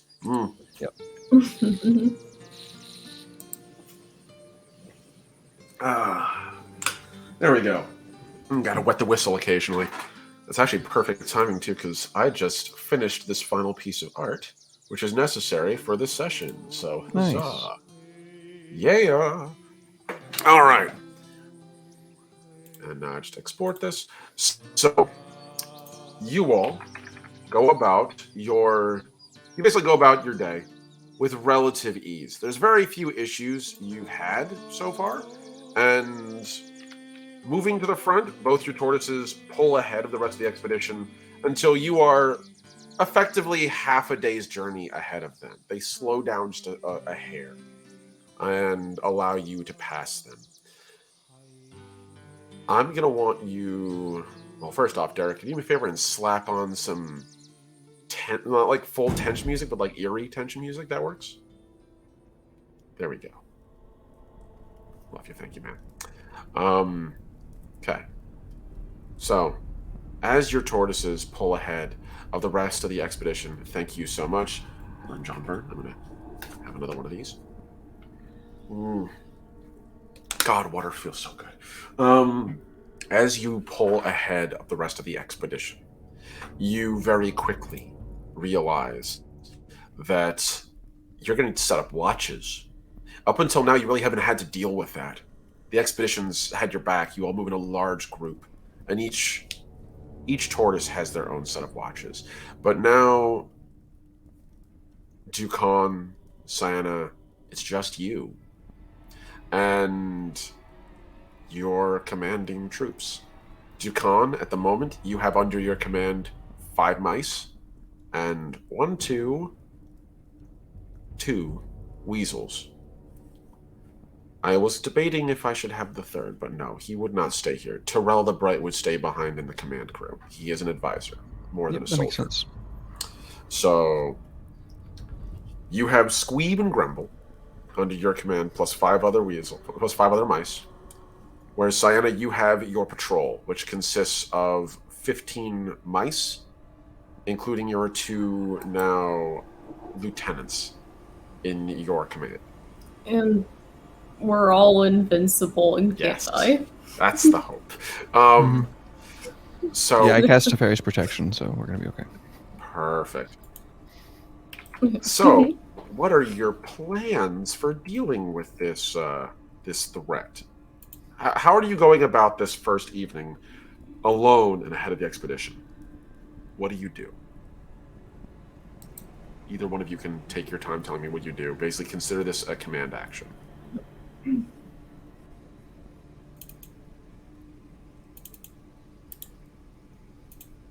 I want to do a combination of being stealthy but on defense. Like, the goal is to be on the lookout, ready to defend ourselves if needed, while also trying to be as quiet and not draw any attention to us Yeah, as possible. I'm with Sienna on that one. Until we know that something knows where we are and that we're even out here, it's best to keep quiet and stealthy. Okay. So, if that's the case, then that's really not a bad idea at all, actually. So you're both moving forward quietly.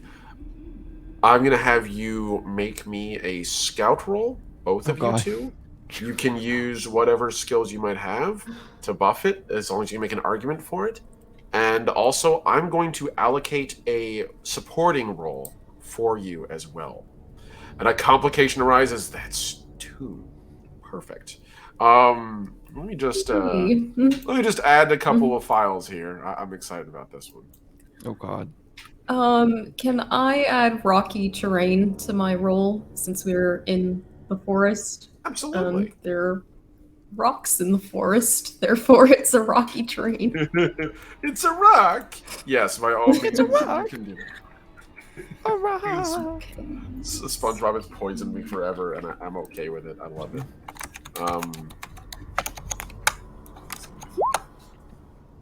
Ooh. I'm definitely gonna explode that 6. Okay. Why? Every time I've tried to use something, it's been low. So let's go ahead and try for Persona.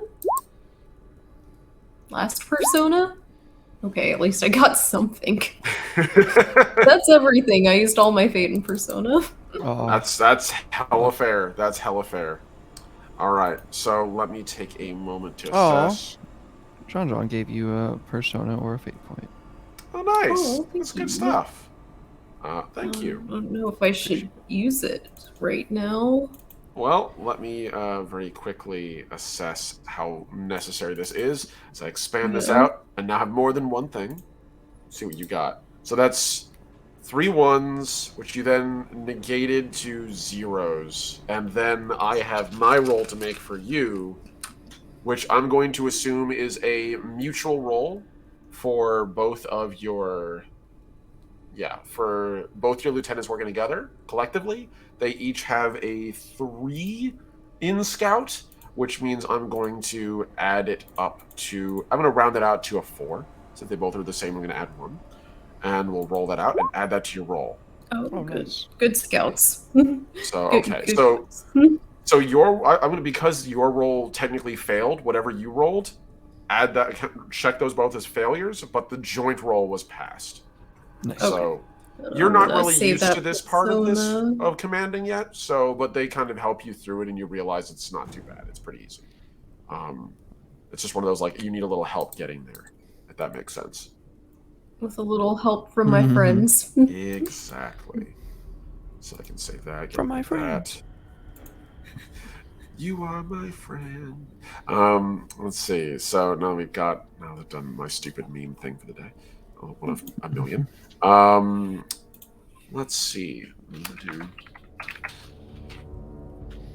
There we go. I'm going to save that and put this under that and then move that all the way over here. There we go. Feels good. Pardon me, I'm just rearranging some now needed files that I didn't think we were going to need immediately, but here we are in the now, It's gonna needing happen. them. It happened. There's no GM in the world that can't prepare for the occasional random thing. True. And I don't know where the fuck that went, but it apparently disappeared into the ether. Weird. Okay. Whatever. I appear to have lost an entire folder. Okay, sure. Whatever. Yeah, no, it's fine. I'll just look for it while I'm doing this. All right, I'm going to need the same thing from you, buddy. Derek, you're going to need to make me whatever role you feel is necessary. Scout, plus you had what other wises did you want to add to that? Scout plus. I can't really justify anything else, man. Maybe Hunter. That's fair. No, that's fair. You will be getting assistance. Okay. So roll it out. Roll your 1, buddy. I got a 1. Okay, so okay, that's not terrible. That's 1 success. Hey, no, if that's not a complete failure, then It's not a complete failure, but yay, let's. now I have 5 Scout. Well, hold on. Let's see. Oh. It's not a complete failure. It is a pass Yay! by the skin of your teeth. You did it. Squeeb and Gremble are many things. They are mighty. They Oh, are thanks, Hack. strong. Oh, thank you. They are mighty. They are strong. They are great fighters. They are excellent muscle. And they are also as dim as the light at the bottom of a lake. They are not very aware. And while you're doing your scouting, you'd probably have done better if it weren't for the fact that you caught both of the two of them snickering and chortling at the back of the tortoise. And when you get closer, you realize it's because they're both engaging in a stolen hunk of pipeweed, which is meant to be smoked by mice in small quantities. And they've grabbed like a crapload, like a weasel's handful, and just like lit it on fire in a bowl, and they're both huffing it, basically, on the back, just high as a kite. And very distracted the whole time. Yeah. I do the bonk thing, like I take both of their heads and bonk them together. Yeah. You set them straight, and they toss it. They toss it aside. No. Put that in Ducon's, Warren, for safekeeping. Ducon cannot trust you with it. They go to throw it over, and they give you that look like, this is how Tunnel Lords get started, and they just hand it over. They're like, tribute to another lord, gotcha, and they just hand it over without a fight. Ducon is not corrupt. What are you talking about? You're a weasel. You're positively the Abraham Lincoln of weasels. Look, it's but you're okay also if a they do it, weasel. but not on duty. Come on, man. I mean, that's fair. Yeah, you gotta have some self control. Speaking of, I think I also have. I have to do this as well, so I'm gonna duplicate this. Is there a way for me to duplicate that? There. No, I can only make that worse. Okay.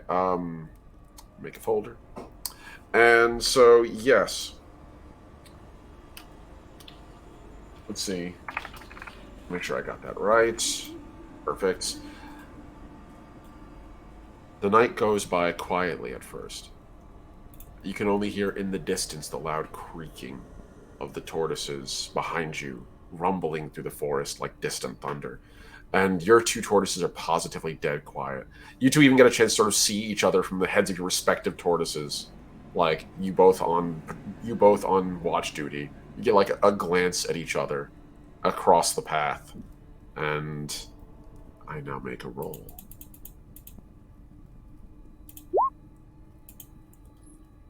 Okay. You know what I really enjoy about Mouse Guard? It doesn't tell you at all what that roll is, and it gives you no context, so I don't need to hide my rolls. And in fact, rolling big rolls, I think is fun. It scares you sometimes. So that is... Okay. Scares me. And then... Same. Okay. And finally... Holy shit. Okay, so. Dukan, nothing seems out of place tonight. It's beautiful. The wind in your fur and the smell of rain in the air. It's positively freeing. You're really kind of just, while you are on alert, there's a little part of you that's just, you're just psyched to be here. And yeah, Julio gets it. Oh, yeah. You're just psyched to sort of have command finally. Even though you want more, it's like a part of you that's like, yeah, no, these two dorks are my troops. They're under my command. And they're doing what I tell them to. Good. Sienna, you're about 2 hours away from midnight. When from below you, you hear a... And you can see one of the mice on the lower part of the tortoise are sort of just like gesturing to you to like, come over here. As you get closer, you can see it's Autumn, and she's drawn her bow and is pointing out into the brush. I see eyes. How large?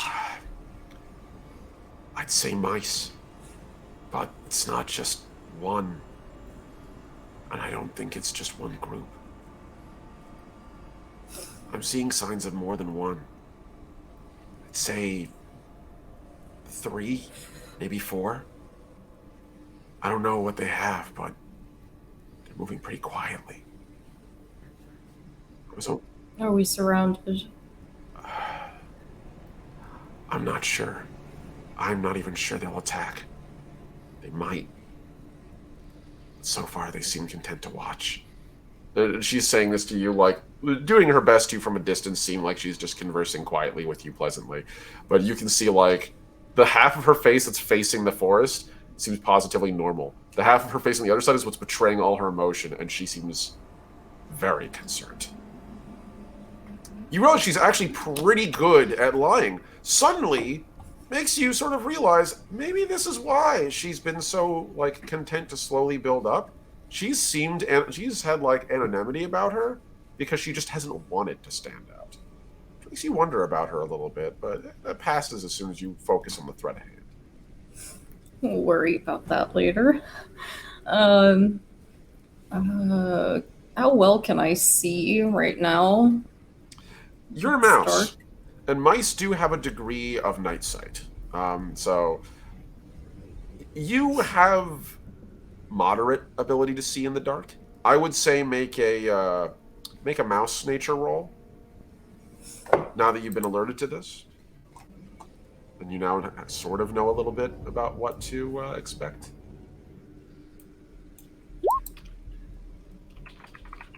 Okay, it's not terrible. Okay.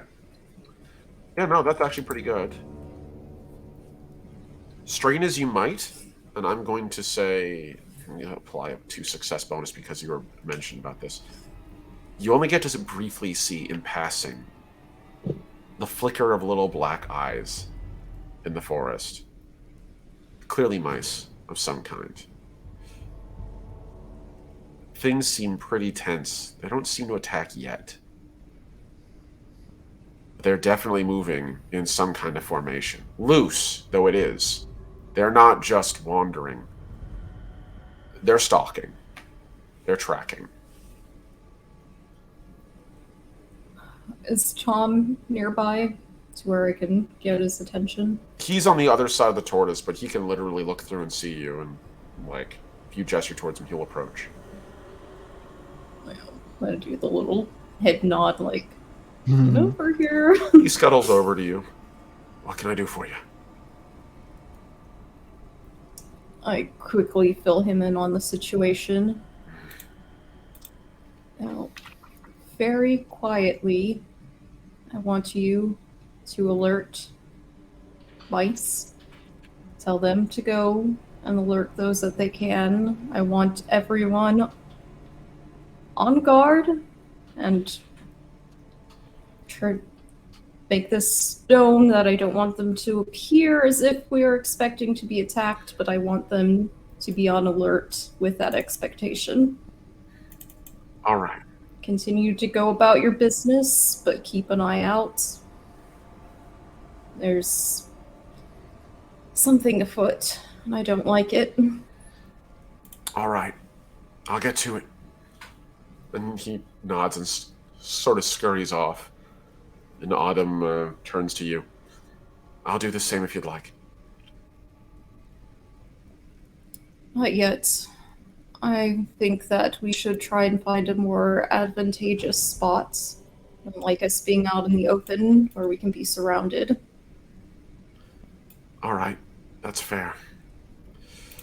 Well, let's find ourselves somewhere better. Maybe there's a clearing up ahead. And she sort of scampers a little higher and takes a peer into the dark. I'll make a roll for her over here. I actually randomized rolls for some of these characters. I'm quite happy with how this turned out. She sort of looks back down at you and shakes her head, slides down. No clearing for at least over a quarter mile. There's no guarantee we'll make it there.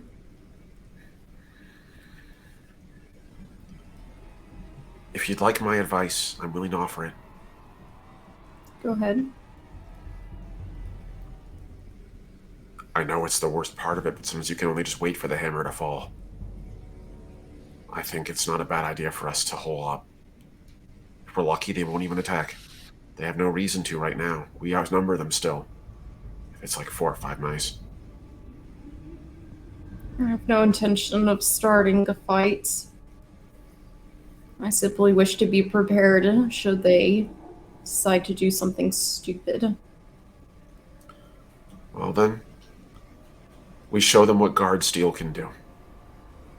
I'm at your command. We will continue forward, as you said, hole up if necessary, but I want mice on constant guard and patrol. We can sleep in shifts until we're certain that no attack is happening or that daylight breaks, and we can go from there. You've got it, Commander. Seems smart. You want me to send a runner over to the weasels? Let them know. They're like literally like within skittering distance. Your tortoises are walking in very close formation. It's like maybe a couple And of they mice. won't have to get off the turtle to go to the other one, or... They might have to for a second. They can maybe leap over. Like, it's pretty close. You're really, like, the structures of your tortoises are right next to each other. So it's possible that you could board one without having to get off the other, if that makes sense. Having to get down on one. I would prefer that, just because I don't want one of my mice to get nabbed. If we have an agile mouse who would be willing to do that, try it. Okay. So looking at this, okay. And I'm just organizing some notes over here. God, I love this. Okay, so as you... I would like to preface, I'm tying a rope around them. That way, if they miss and fall, I'll just pull them back up. Okay, that's fair. I'd say the most agile person for that would be Thumb. He's used to working in the rope work of ships and the barges, and so if anyone's going to be comfortable at height and at speed, it's going to be them. Right, nice. And for Tom again, I'm sure he's probably alerted everyone by now, or at least spread word for the other mice to alert the rest. Absolutely. He comes back lickety-split, and he is ready when you are. At the moment, I'm going to say... Jukan, you're still probably just, like, enthused to be here. You really haven't picked up on anything yet with your roles. That's fair. I would, before Tom goes over, tell him to instruct the weasels, do not attack first. We don't know how many are out there, and if they're content to just watch and not do anything, then we should do the same, but remain on alert. Okay. I think that's fair. Okay. We will abide. Now that I've done all that, good. I now have everything I need. So let's pull this over. I think we're actually good where we are right here. So, Thom, getting his rope tied around his waist, hearing your orders, nods. I'll be back in a flash, and we're going to make a mousy. We're going to make a mousy roll for him. He's pretty agile. I won't let you fall, Tom. Yeah, that's my boy. He makes it across. It's a little teetery for a second, but he makes it. It's my son. He steps back a little bit and gets on all fours and skitter, leap. And he does a little bounce between, you can see for a second in the moonlight, just him in midair. He comes to a skid on the other side. And you can hear one of the weasels like, Hey, what you doing over here, mouse? And he walks over, shut up. Starts talking to the two weasels over there. At this point, Dukan, you would absolutely... You might not have seen what's going on out in the woods. You absolutely see a little mouse do like a little power dive onto your tortoise. And the two weasels, you like both start speaking up. So you see them immediately. Stay here. Don't go anywhere. And I go and I talk to the little mousy. And Thom just sort of, that was a rush. I did not know that mice could fly. Only me, sir. Missive from my boss, Sayana. Something's tracking us in the woods. Mice, from what we can tell. At least 4. Maybe more. But that's the ones we've spotted, at least on our side. Have you seen anything over here? No. Where were these mice? So Thom points into the brush and gestures in the direction of where the eyes were seen. And as he does, you hear a and into the wood in front of Thom. My child. Get A out of coral there. bolt lands in the ground, and I'll kill them. Thom, thankfully quick on his feet, hears it coming and ducks, so that it does, in fact, land at his feet and not through him. And he just looks down. I pick him up. Point. There! And he points into the dark, and you hear another as more bolts are loosed. As we're getting fired on, I just like bring him close to my face and I go, Tell Sayana Dukan will take care of it. and I just throw him like back to the other tortoise. Make a health roll for that. Oh god, if you throw him too far He'll be fine. or not far enough, then I'm gonna be wearing a weasel It'll be pelt. okay, don't worry, don't You worry. don't fail. You don't succeed. But that means... Do I still have the rope? Yes, you do. All that it means is that it's not crazy. There's no, like, serious failure. You're big, and he's small. You can toss him the distance. It's a little rougher than you intend to. You kind of really, like, more throw him into the railing than you do onto the actual, like, deck. And you I kind of... immediately run forward and pull him over, and I'm just like, darn weasel. Oh, I'm sinking into the shadows at this point. I'm going hunter mode. I know it was you. It's always Dukan if it's not Giles. At this And point, you Giles would hear isn't more... here. as more of these bolts come sailing through and begin peppering your side of the ship. We are in full combat now. Okay. So, you are being absolutely engaged. So, Derek, it's combat time. You got it, buddy. I will put on appropriate music. Spooky combat sounds about accurate. That sounds right, yes. Put on avenging music because no one Avenging shoots music. bolts at my apprentice. Perfect. I love it. That's actually quite perfect. I love that. Just the wah in the distance. That's Sayana's war cry, just like no. You just look over and she's wearing a fucking orc mask for a second. Mm. So I'm just the hand of Sauron on my face. you will have man flesh. That's weird. You don't know what that is, but you'll have it. Okay, so I'm gonna need you two to choose actions for yourselves, and we need you to choose an action for your troops. So we're doing 2 sets of orders, and I will have my foes do their thing. So let's see. So that's 1.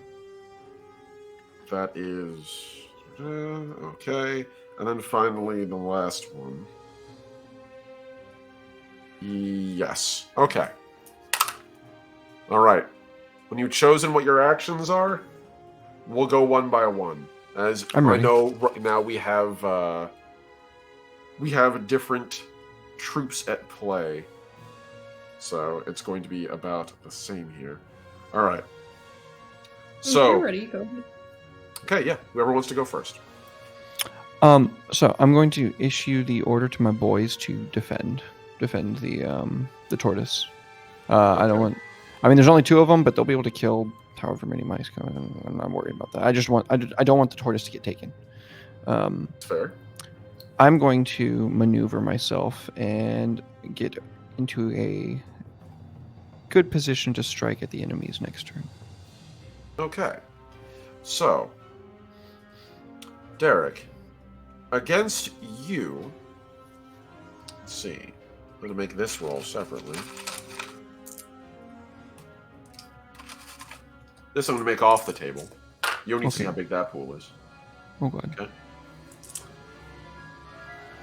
And so, while your troops defend, the unknown attackers reveal themselves in part. You finally get a glimpse at your attackers. Just a little bit, a hair. In the passing of the moon over the area, you get a glint of bright red fur, clad in leaves and leather, as Beautiful. mice in the fur of predators begin to pepper your troops. So You're gonna make me kill these cute, adorable little mice. How dare you? So let's see. So I'm going to do individual rolls here. They chose to attack. So we're going to be making this roll here, and I actually should have their stats over here. I do so love how extensive the NPC listing is in here, and how adaptable it is. It's so awesome. That's good. So, okay, perfect. So, wow. Damn, boy. Okay. Damn, boy. He's Damn, boy, he thick. That's a thick ass boy. So, that would be their attack roll. Because it is an attack roll versus defense roll, your boys got to roll their own defense pool. So, looking at them, they have the rules of Weasel. In this case, this would be not Weasel spies, but Weasel soldiers. So they are fighter 5, which will be defense. So for them, they roll the same pool actually. Oh, Okay. boys. Just a little bit lower. So as you issue the order for them to defend, they hang back and begin to they sort of grab their weapons and heft them and sort of skitter about on their decks, sort of looking for foes to lash out at. And as they do, you just hear more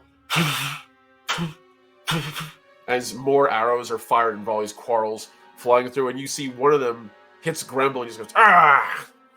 And he pulls out the bolt and throws it to the ground. He's okay. He'll be all right. Yeah, he's been blooded, but he's all right. Rub some dirt Mechanically on it. speaking, he's lost 1 health out of a large pool. So, but they seem like they're kind of not really used to defending. They don't really have anything to like immediately use as ranged weapons, or at least they haven't thought of how to use them. Yeah, that was my other thought. So I Yeah, don't think they have anything. They're not really that. They're not really prepared Resourceful. for that yet. Yeah. Yeah, it'll probably take them a minute to realize there's a stash of spears inside the tortoise. They're like they'll run in and get it in a minute. That's fair. As for you, as you go out, make me your roll you're going to be using. What are I you would rolling? like to use Hunter. All right, go ahead. Hunter.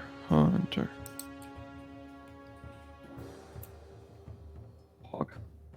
Nice. Yes. Whoo-hoo-hoo. That's I really become good. one with the shadow.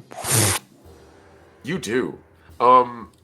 You fade into the dark, basically, just sprinting into the shadows, a la Batman. And you behind you hear into the wood behind you as 2 quarrel bolts thud where you were a minute ago. And at a time that you can't understand, you hear clearly mouse voices.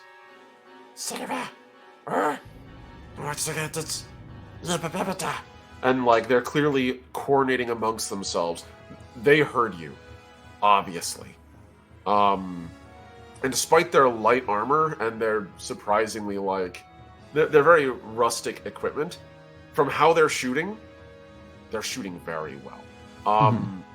In fact, as you get closer, you realize they're not using crossbows. They have longbows. They're also throwing darts.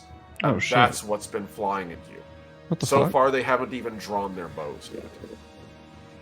So they're skilled, very clearly, at their jobs. They've been using these to harry into different positions. Mm. Roll me a scout roll. You specifically. Just scout. Only scout. Just a scout roll. I'll be right back. Sorry. Take your time. Nice. Now that's what I was waiting for. At this point, as you're ducking into the shadows, your eyes go up for a moment, in part to follow what you assumed at the time was a quarrel or a bolt sinking into a tree. Now you know it's a dart.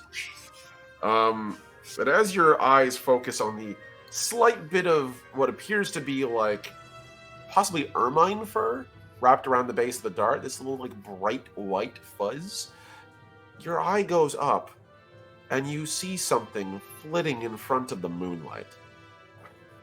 It's for a second you'd think it was just like a trick of the eye, but it's not, because after just a second you realize it's mouse shaped, like mice hanging from something. And you hear "Zump" next to you, and you see right where you were, because you're still moving in the shadows quite elegantly, by the way. You are hard to hit. This was not a dart. This was a crossbow quarrel, because it has sunk all the way to the little feathers at the back. And the feathers are halfway pushed into the wood of a tree root where you were standing. Those bows, clearly crossbows, are high tension, made for killing beasts. I grin. At this point, Sienna, what are the orders you've given your troops and yourself? I want my troops to take a defensive position as well, defend themselves and the tortoise, and I instruct them to try and maintain our stance. Don't let them push us back or into any position. If it seems like they're trying to force us in one way, try and resist that. Huh? And then Sienna is going to scramble to the highest position she can find, and then she's gonna call out for the leader of this troop. So you just hear her yell out into the night, "Mouse leader, show yourself! Why do you attack your own kind unprovoked? We do not wish to harm you, but if you do not cease your fire, then you will taste our weapons. Taste our steel." Okay. All right, that's interesting. So I'm gonna say that would count as a feint. I Okay. figure. Or maneuver. One of the two of those, I think, on your part. Because you're maneuvering for advantage, in this case, diplomatically, but you are. Mhm. Or a feint, because it's kind of an unexpected... I don't know what angle you're going about it for. Are you genuinely meaning to call them off? Or are you using this as a means to draw them out to engage them? Both are a feint, but it just be sort of, it depends on what you're rolling in that instance. She means it to be genuine, but she might use it strategically if it seems like they have no intentions of backing off. But if it seems like they're coming to genuinely negotiate and perhaps call off their attack, then she's not gonna just turn around and order her men to start killing them. All right, that's fair. I would say your call then. You can choose. I'll let you use. I was gonna suggest a persuader roll. All right, you can use persuader roll. You just need to If choose it's whether it possible. would be a maneuver or a feint. I think I agree. It's probably a Okay. feint because it is kind of All right unexpected. then. Interesting. So as I flip open to my favorite one of my favorite sections of the book, conflict. So for this particular part here, so it's feint versus attack because these troops are attacking you. So again, so first, I think I'm gonna okay. Debating if I should explode that 6. Let's or resolve not. your roll first. I'll let you decide once I make mine. Yeah. So, in this Okay. case, because you're doing a feint, let's see, fighting against attack, feint. Okay. So, unfortunately, actually no, hold on. Let me just make sure about this again. Twice, I think. Just to make sure. Against independent. See. Okay. So this would be a independent test. All right. So you have 2 successes. You are rolling independent of your foe because 1 success. There's like a yes, it'll 1. be 1 success right now, and they would roll. Okay. So they're rolling. They have 2 successes Okay. at the moment versus your 1. You will still get your action. You'll still get a little success on your part. They will get some success on their part. And as far as against your troops, okay, versus your troops. That's my Holy troops? shit. Yeah. Oh yes, that's my boys. Say what you will about mice. They know how to hold a position, and they know how to defend surprisingly well.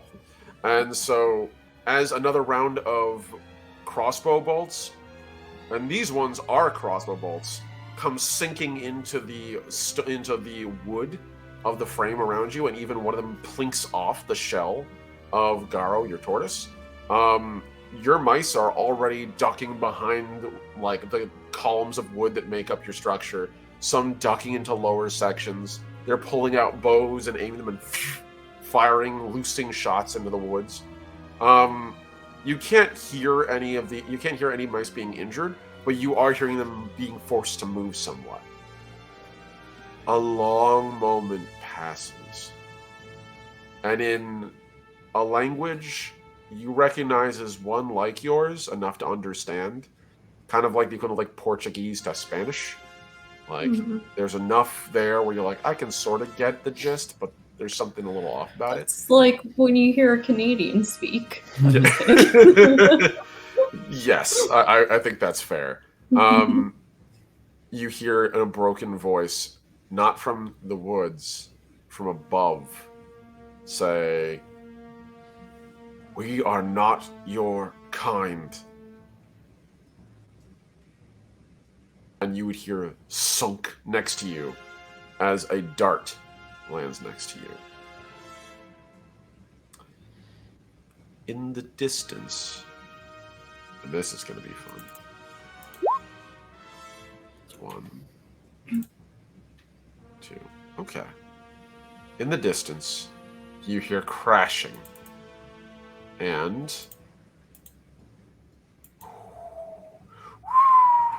okay.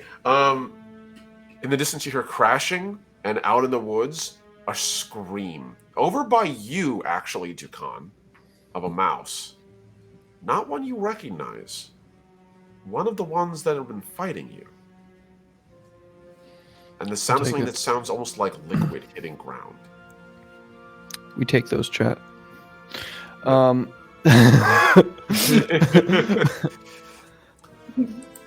Next round of combat.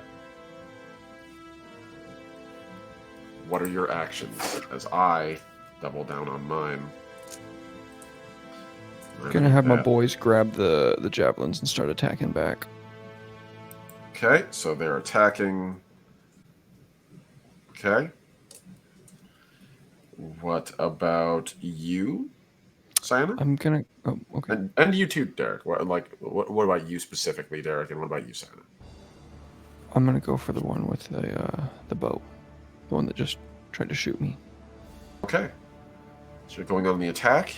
Yeah. And Sienna, what about you? I tell my men to keep doing what they're doing, and then I shout back at the leader. Perhaps you're right, that you are not the same as us, because we would never be so cowardly and cruel as to mount such an attack like this. And then I'm gonna throw something at him. What would I have on me? Because I'm not gonna throw my staff. I'd assume not. There are a number of slings on board, along with daggers. So if you want to throw a knife, which is what they're called, they don't actually have per se daggers. It's just they're all knives. Can I actually see the person who's talking to me? They're way above you. I'm not going to say you can see them immediately. That'll be reflected by your roll for your attack. So because I want to aim at whatever's keeping them suspended. I want to knock them down onto the deck. Oh, that's interesting. my goal. Okay, so that would be an attack for sure.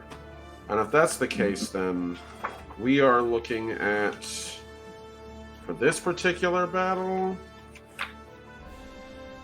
that would just be an attack. I'll say it's an attack -1. So whatever your roll you're using, which I would say for that you're probably using fighting, like the equivalent of the fighting rolls. So. Oh. Then it's -1. I'm just rolling 1. Of course, it would be a 1 every single time I've rolled 1 die this session. it has landed on a 1 or like 3 or below. It's been brutal. I'm Oh, gonna say if you don't re-roll that, you grab a rock and just hurl it into the dark. yeah, I guess I'm gonna go ahead and re-roll that. Are you kidding me? The Another one? I would say what are the odds, but That's they're like exactly the 1 in fifth 36. one I've rolled today. I'm so sorry. Yeah, no, you grab a rock and just yeet into the dark, and it doesn't hit anything. Like, I made Yeah. my point. fuck you. In the dark, Get down here and fight me like a mouse. in return, you see an arrow come sailing out from the forest in front of you, and you barely dodge out of the way, but it's enough to catch the edge of it as it just like crosses in front of you on your cheek, so there's like a little line of blood and just chunk behind you into the wood, and it punches through one of the wood struts, and the arrow heads out on the other side. Wow, those bows are strong, and against your troops. Even though internally Cyan is like, oh fuck, oh fuck, oh fuck, she tries to just like not flinch, just like, yeah, that's right, you missed me. Your troops fare a fair bit better, as Good. the assailants fire a combination of darts and arrows at them, but they continue to hold their ground, ducking down, and now begin to return fire. In earnest, actually pouring bow shot and quarrel back into the bush. One of them with a sling, which would be Thom, just and throwing it off. You can hear a crack in the distance, and a mouse shouts something. Some local expletive you don't understand, but you know is an expletive from the way it's said. What does squeak mean? My name's Squeeb on the other tortoise. Speaking of, on the other tortoise, as I roll this out, The boys. the boys. The boys! It's one. Interesting. So, at this point, the boys, still kind of like hissing and beating at the brush with their large pole axes and gisarms and billet hooks. A couple of the mice come running on your tortoise, who were supposed to be guarding your weasels, come running over carrying spears and go, "Hey, dim lad!" and just tosses one of them a spear, just grabs it and hisses at him. Testing patience, and just throws it into the brush, and you hear a ah in the distance. While they don't go for more Little spears, they helm scream. clearly can be fed them. In the return, you hear another thunk as this time a quarrel bolt lands soundly in the arm of Gremble. Poor And Grumbly. Gremble groans and belches out a stream of weasel cussing into the dark. Derek, Mhm. do Khan make your roll, my friend? Can I add Hunter to it because I hunted last turn? Yes, you Oh can. boy. Oh my god. Jesus. How many times 17. that? 76. So what was that combined roll there? What was the total? Fighter, Hunt, Hunter. Okay, in the future, only one skill at a time, and then Oh, wise okay. can be added. But Got I'll it. let you do it this time. Just be aware, I'm going to do it on my end. In That's fair. return. So for that, Probably gonna go ahead and explode those sixes. probably a good idea. We'll see. Let's see what you get. Go ahead, do your thing. Oh, it keeps going. Keeps going. So that's two. That's It three keeps more. going. It keeps going. 4 more. 5 more. 4 more. Okay, cool. There's all the sixes Yeah, I I stole should all have your been sixes. rolling. I'm sorry. Bastard. It's 4. Yeah, 4, 7, 8, 9, 10, 11, 12, 13, minus 3. That's 9 successes Paul. versus. No successes. 1 success. But this is a versus roll. Actually, no, this is independent. This is independent because they're both they're attacking you as well. So this is they get one hit on you, and you basically get to hit them back 8 times. Yeah. So I think I as just make a you- beeline straight for them, like leaving myself wide open for that opening shot.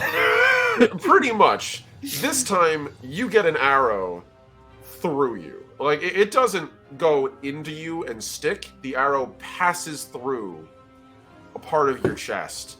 Doesn't seem to hit anything vital because you don't, instantly die.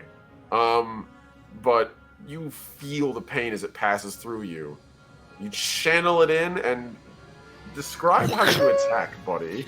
Yeah, he just like slams his head down. The helmet locks into place. The eel bone helmet, and he just, like, you said, the guy's like up in a tree, right?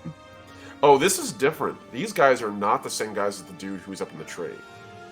Okay. There's something else going on with that.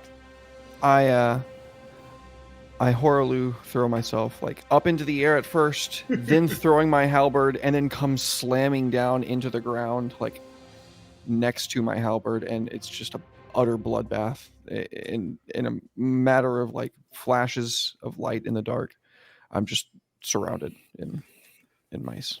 You just hear an "Arr!" as like 3 or 4 mice go sailing in slow motion with arcs of blood like a John Woo film away from you and the small crater you made in the ground. As these mice just and just one hits a tree and just crack as you see like he hits and breaks in half like a Twix bar and lands on the ground. There are still a couple more mice around you, but then you hear nearby, and the mice by you all drop, and you can see new mice dropping around you, not wearing the same colors. You were fighting one group of mice, and yet, if I may open this, I need to reorganize. This is what I need to do because I've got so many documents. These mice are not wearing cloaks of red and leather. They're wearing cloaks of feathers Oh shit! with They're crossbows. of blue and feather. I'm Yes. sorry, I saw an opportunity and I could not resist. Yes. To rhyme. You're good. You're good. They drop down, and some are pulling back crossbows. Others draw knives and sink them into the mice on the ground and finish them off with a couple of strangled cries. You can see one of the apparently fox fur mice still standing, and he draws a short sword and clashes with the apparently bird bonds mouse. You very quickly realize this wasn't an attack that was joint. This was an accidental clash between 3 forces. Both descended on you at the same time, and apparently have as much love for each other as they have for you. In the distance, you hear another 3 mice scream. Cut quiet. This time on your side, Sienna. It's the bear mice attacking now. It's Cocaine Mouse! And the run! wolf mice. The wolf mice are right behind them. Yeah, you guys asked. You guys asked for 2 complications. I give you 2 We didn't complications. ask for it. Oh, I'm talking to the crowd. There are 2 No, of I know. you. 2 of you out there. Dragon Crown and Natisha, I got you. So now that we revealed the 2 forces, those from above, in the distance you hear the squeaking out as like bats fly off, echolocating. Likely that's how these mice came from above. They were hanging from bats. Gotcha. Right, because they yeah. have the bats. Mm-hmm. We have to free the bats. I And want a big so old wolf bat homie to help out, and like we're mammals, so we can understand each other. You know. we're both adorable, weird, noodly animals with weirdly endearing snoots. I know. The bats have alliance the is longest, huge. cutest snoots. They do. They're just weird animal. They're just weird flying dogs. And I love them. They have those tongues that like. Yeah. All right. So, what is your next set of actions for your troops and you, as I do them for me over here? I press the attack. Attack button. And for your troops? Same. Okay. Everybody attacking on your end. And what about you, Maui? My troops are going to continue defending because that seems like the smart thing to do. Sienna still doesn't entirely want to engage in this fight. She's hoping that maybe at least one of these groups will eventually be reasoned with, but she's not going to just sit there and let them hack away at us. So troops continue to defend, and then she's still trying to get the attention of the commander who addressed her. So I'm gonna grab something else to throw again while taunting him. Just, do you always fight your foes from above? Are you too cowardly to come down and face me? All right. And I guess I'll make another attack roll. Go ahead. So that'll be for you. Are you kidding me? Why can I not roll above a 3? I'm sorry.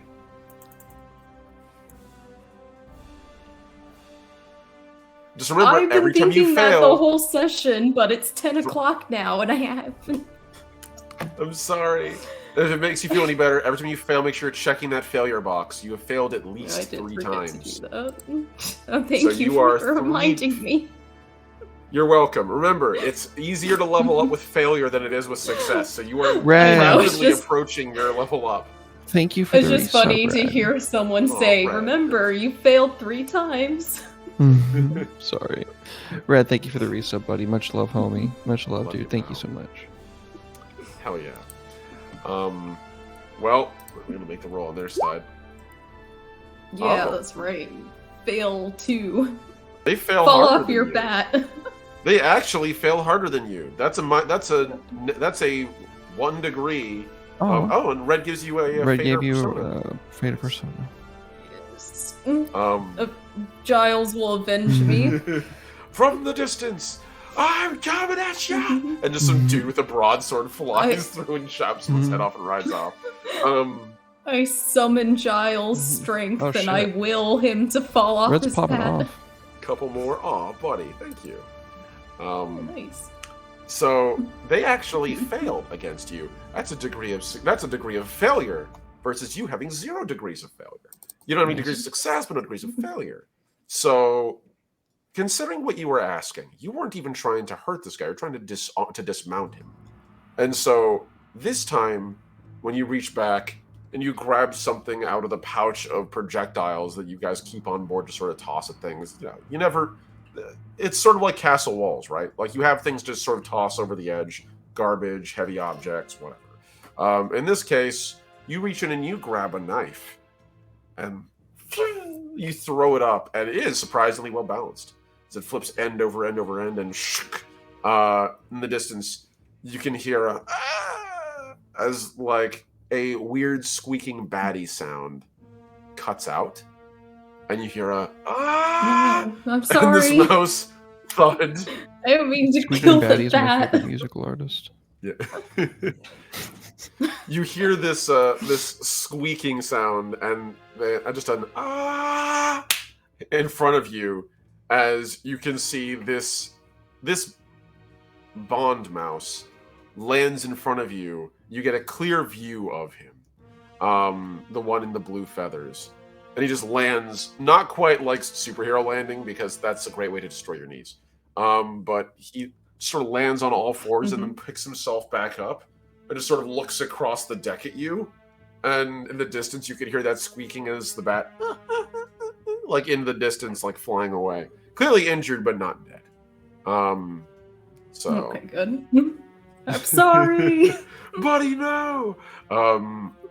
And so this mouse looks at you and narrows his brow, and you can see that he has across his face a set of smeared paint white in like a curved V, and you can see very clearly it's like a barn owl face painted onto his, and he glares at you with this deathly angry like set of eyes. And you're sure he's gonna fucking fall on you in this next turn. Like, absolutely. If he wasn't gonna kill you before, he's gonna try to kill you now. But you have him. You have his attention undivided. Derek, make your rolls. Okie dokie, I'm gonna fight about it. Do. Because you have either fighter, I would say, for this, because you're not hunting. Oh no, my luck turned against me. Ooh. That's- Explode, D6. There And you it's go. 1 success. Yes. Versus. Oh fuck. Ho, ho, ho, ho, ho. So, you have to admit, you've never really had mice drop in on you before. That's not a thing that's ever happened in your entire life. You never had mouse like SAS parachute trooper down around you, and all these mice with their crossbows just aim them up and sidearm them, firing and charging at you as they draw short swords, just mobbing at you. And you catch a solid trio of quarrel shots. Ow. 1 in the thigh and 2 in the sides, as another one runs up with a dagger and just plants it in your thigh and just drags it, screaming in some slightly higher pitched, almost sounds like bird language, as they're like clawing into you. Each of them is clad in like blue feathers, a little different than the others. Some have different war paint on. Others have slightly different arrangements of gear. You even see one that appears to have a gauntlet of some kind for some kind of prosthetic, as it's not like a normal mouse hand, it's almost like a claw. It's articulated by how the hand rotates. And like they are all just in on you, just shanking you over and over. And if you were a mouse, you'd be dead. Oh, definitely. But I'm you're a mouse. weasel, and they're like up to your thighs. So it's kind of the same level of threat to you as your average person if they were attacked by 6 or so toddlers intent on killing you. It's Yeah. still dangerous, but manageable. A little bit more So coordinated. Toddlers with toddlers. knives. yes, toddlers with knives. So for that, Derek, this is the first time I'm going to do this to you. This is the first time I think we've ever been in this situation. Your character is actually going to suffer. I'm going to say this is a failure. So 1, you're going to mark failure. 2, you're going to check. I broke even. You did. They beat you though. Okay, so that's still a failure. Okay. Yeah, this is an independent set of rolls. So you broke even, so you didn't fail, but you didn't really manage to hurt them. Got it. They, however, regardless of your success, are able to hurt you back. Got it. So they are hurting the crap out of you. So you are injured at this point. Ow. So I'm going to check that condition. I'm going to assume you're no longer angry, because you haven't been angry for a while, I don't think. Unless I'm you always chose angry. to keep it. Yep. You chose to keep it? Yep. Okay. All right then. So, yeah, in the forest, you just hear ow, ow, ow, ow, ow, like getting peppered with dagger stabs and with quarrel bolts as these mice are unloading on you. You realize if this keeps going like this, you can die. You will absolutely die. Yeah. Meanwhile, Imagining you coming to that realization, like, I might actually die to mice. I didn't realize this was possible. paratrooper mice out of paratrooper mice? The fuck am I on? Like, are we in Normandy? What's going on? Thankfully, it appears as though as if you boys are really good at killing this round, Good job, and your boys. foes aren't. So, as the if we zoom back to your tortoise, we can see Squeeb and Gremble both glaring into the dark. And as the mouse just kind of like walks up, like, please just take the things, just like holds up his little like spears and just sort of shakes them in front of him. And then you see Squeeb just go, fine, you want me to use the spears? I'll use the spears. And scoops up like 2 handfuls of the things And then Gremel just runs over and snatches another set of them in his hands. And, like, grabbing hold of, like, a bunch of pretzel sticks at the same time. He's got, like, it's like holding, like, 4 to 5 pencils at once. And they just kind of, like, turn and just throw them into the woods. Like, Shotgun. full-on rage throw. Mhm. Yeah, and they just turn like, is that what you wanted? And then in the fourth, you just hear a, ah! Like, as a number of mice just get skewered. And they just, like, slowly look over. Oh, that worked. Yeah, more? And the mouse just More like, spears. spears! And, like, you can see more of the mice running back to grab more spears. Yeah, they actually whooped ass there for a second. Good job, boys. Yeah, no, they're all but done with their foes over there. And only one of them is injured. That's not bad. So, final round of combat as things go for 2 different reasons on 2 different sides. So, what are your There's no actions? problem that Dukan can't kill his way out of. Oh, hold on. I almost forgot. Uh-huh. Uh-huh. So, at this point, Dukan, as you're being, or at least your thighs are being perforated repeatedly by mousy blades, in the distance, you don't just hear screaming. You see, briefly, what's making it, and thumping into the clearing, a bisected mouse body, just the upper torso, lands in the mud, eyes glazed over, bottom half sheared off.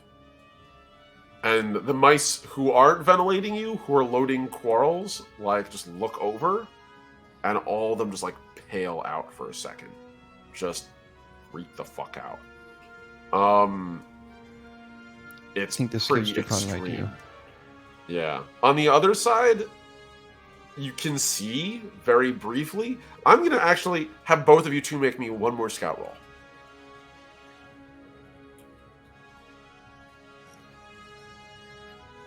Or nature roll, whichever you'd like. Okay, that's pretty good. I'm gonna explode that because I want a good success. Roger that. Yes, finally! Nice. Finally! Very nice. Okay. So that is a success, and Sayana, you have 2 successes. Dukan, because you're injured, you had a further negative penalty. You're also literally in the middle of combat and being stabbed by, like, a crap load of mice. So I'm going to assume that your character wasn't able to quite reach the threshold. Sayana, you just reach it. And as you see this Bonds mouse in front of you with the quarrel, it's like half loaded into their crossbow, over their shoulder, you see something big. Bigger than a mouse. Not huge, but large. Very familiar silhouette. It's a weasel. For sure, it's a weasel. Not one of yours. And as you see it run across the path ahead of you, which is the only reason you see it, it just sprints across the open ground, this flicker of darkness against the pale moonlight. You see one of the mice in feathered cloaks, seeing an approach, shout something, point, and then an arm lashes out. And you can't make out more than its silhouette, but clearly one of its arms lashes out. And the mouse just separates down its body like someone sliced through cheese with a hot knife, and just falls to the ground quietly. Something's out there killing. You don't even see a weapon, by the way. Although its arms seem strange. Something very weird about it. Its arm is the weapon. You said it, not me. I'm not even joking. You actually said it. Yes. Very clearly, it's wielding some kind of strange weapons. It almost looks like it chopped the mouse to death. Oh. So one final round, I guess, of actions. What are we all doing? I have declared my actions.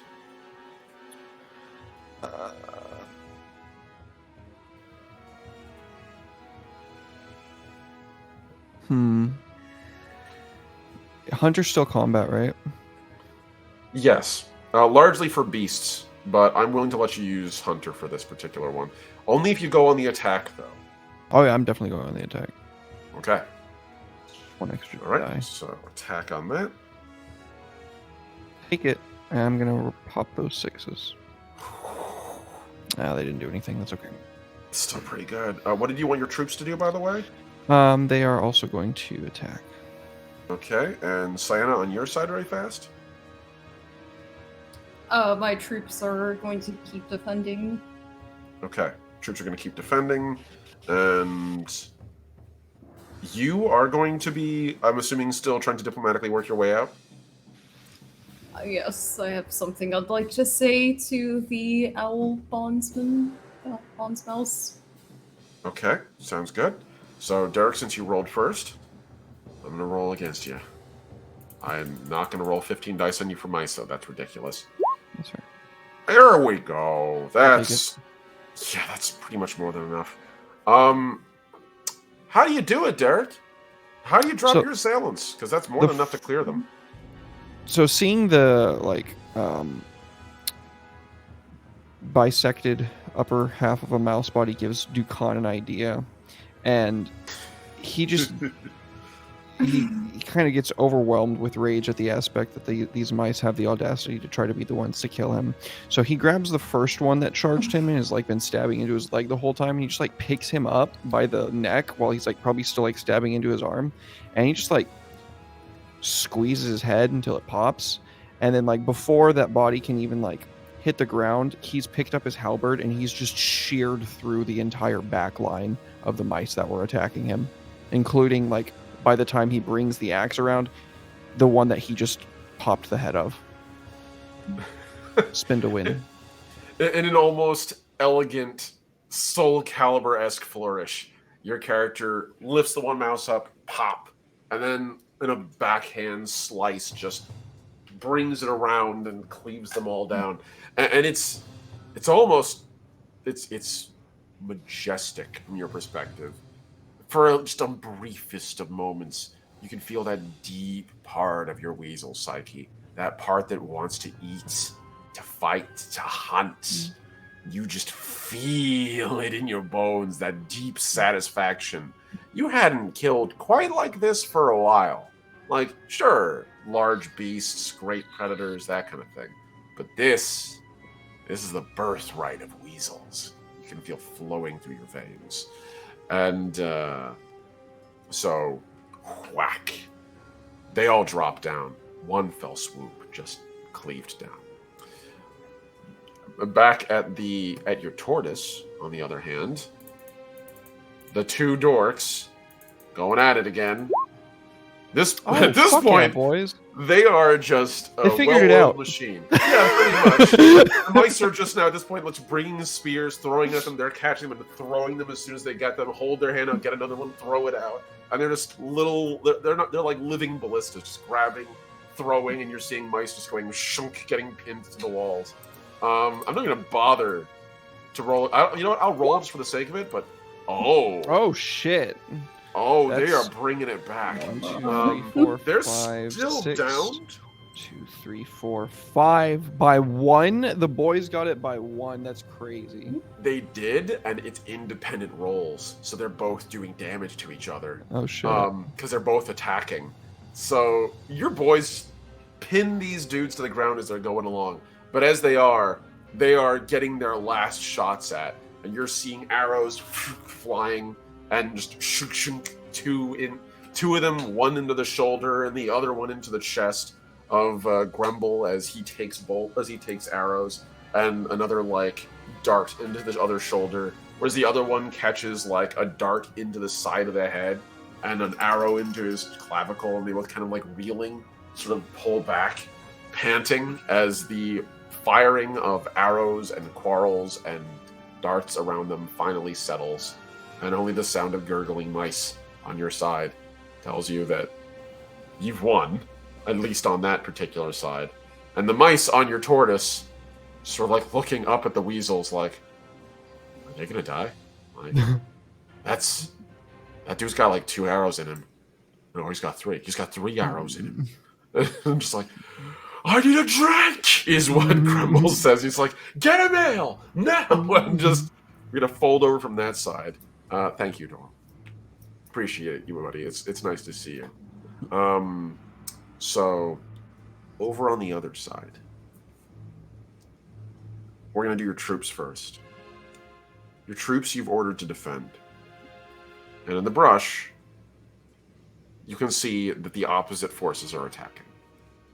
They're attacking each other, though, as much as they're attacking you now. Now that you have seen things as they are, you can see that in the brush, mice wearing cloaks of feathers and cloaks of fox fur are stabbing each other, shooting each other point blank. It's a brawl.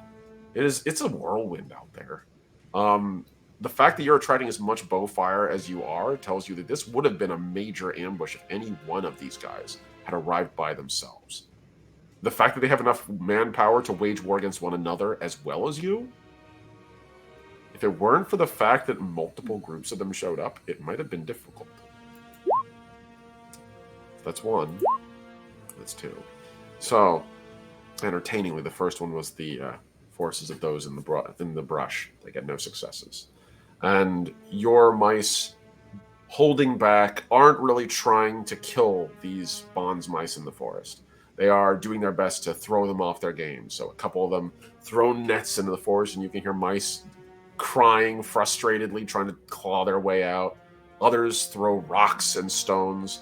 You can even see one run over with a glass orb filled with smoke and just yeet it into the forest. And you realize that is a chemical reagent for your torch. It's supposed to create a different color. But it also creates a very fantastic smoke bomb of relatively unbreathable fumes. And when he tosses it, you see psh, and the mice just begin to scatter, coughing on your side. You wanted to say a thing to the mouse in front of you. As you do, you see the mouse reaches in and grabs a short blade out of his belt and looks at you and says something in a language you don't understand, but it's clearly a go on.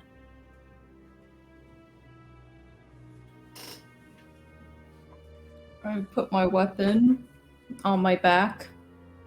Just kind of hold my hands out like I'm not currently armed. I say to him, Mouse Leader, I admire your tenacity and your passion. However, we are clearly not your enemies. Right now, your men are being slaughtered by other mice and by something else out there. Something is hunting them and killing them in a far fiercer capacity than my mice could ever do. We should not be fighting each other and all dying. We should join up to make sure that our mice survive. Do you truly wish to see all of your troops die? For what? You said that we're not your kind, you don't even know who we are. You're willing to just risk it all to kill us?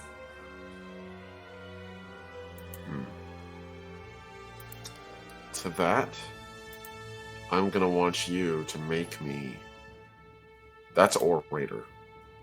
I'm willing to let you make circles as well on top of that. So circles plus Orator will be 5. I think I have a 3 in Orator. You could also do no, you have a 1 in Orator. Persuader, actually, in this instance. You have a 3 in Persuader. Take that. Oh, that's what I was thinking of. Okay. Orator's really more to, like, a grander audience. When you were shouting at this dude abstractly, because you couldn't really see him, that's Orator. This is personal tete-a-tete. That's Persuader. So I'll let you make a Persuader roll, and I'll let you add your circles into it. Oh, that's good. That's good. That's I'm very happy good. with that roll. Nice. 6.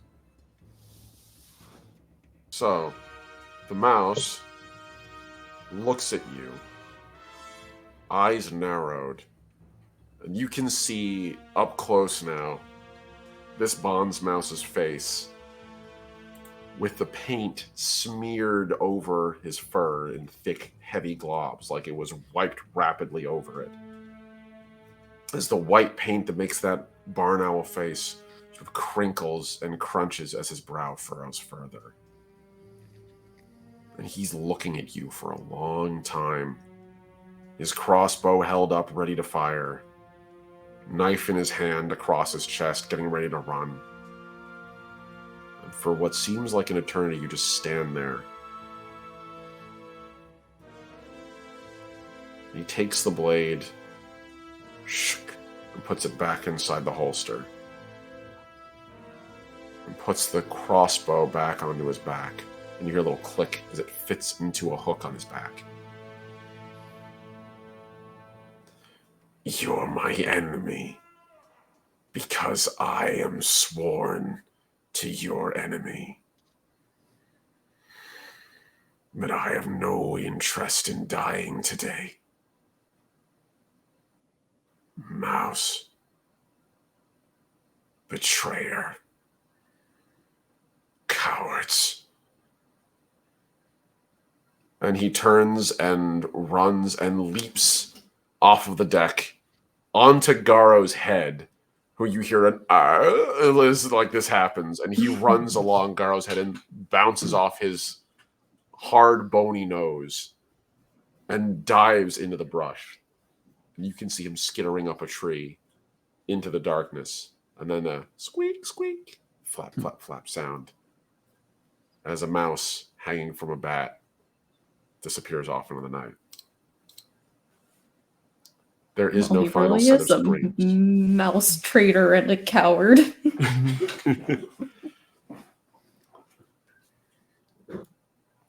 There is no final set of screams or further sight of the weasel. Gone as fast as you saw him. The whole area falls quiet, silent, as the grave, as wind whistles through the trees.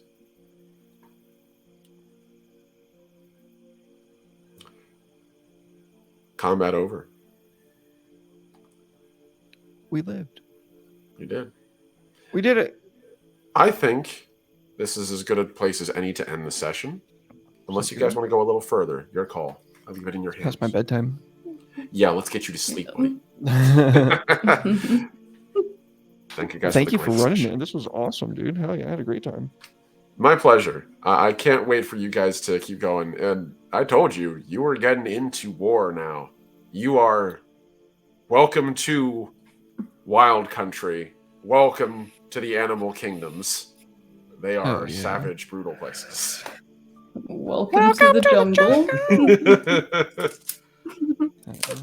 So thank you for the baller session, dude. Had a great time. Let's do our shout outs, Natalie. Where can people find you? Oh, I'll be here this Saturday playing Puppet Syndicate as usual.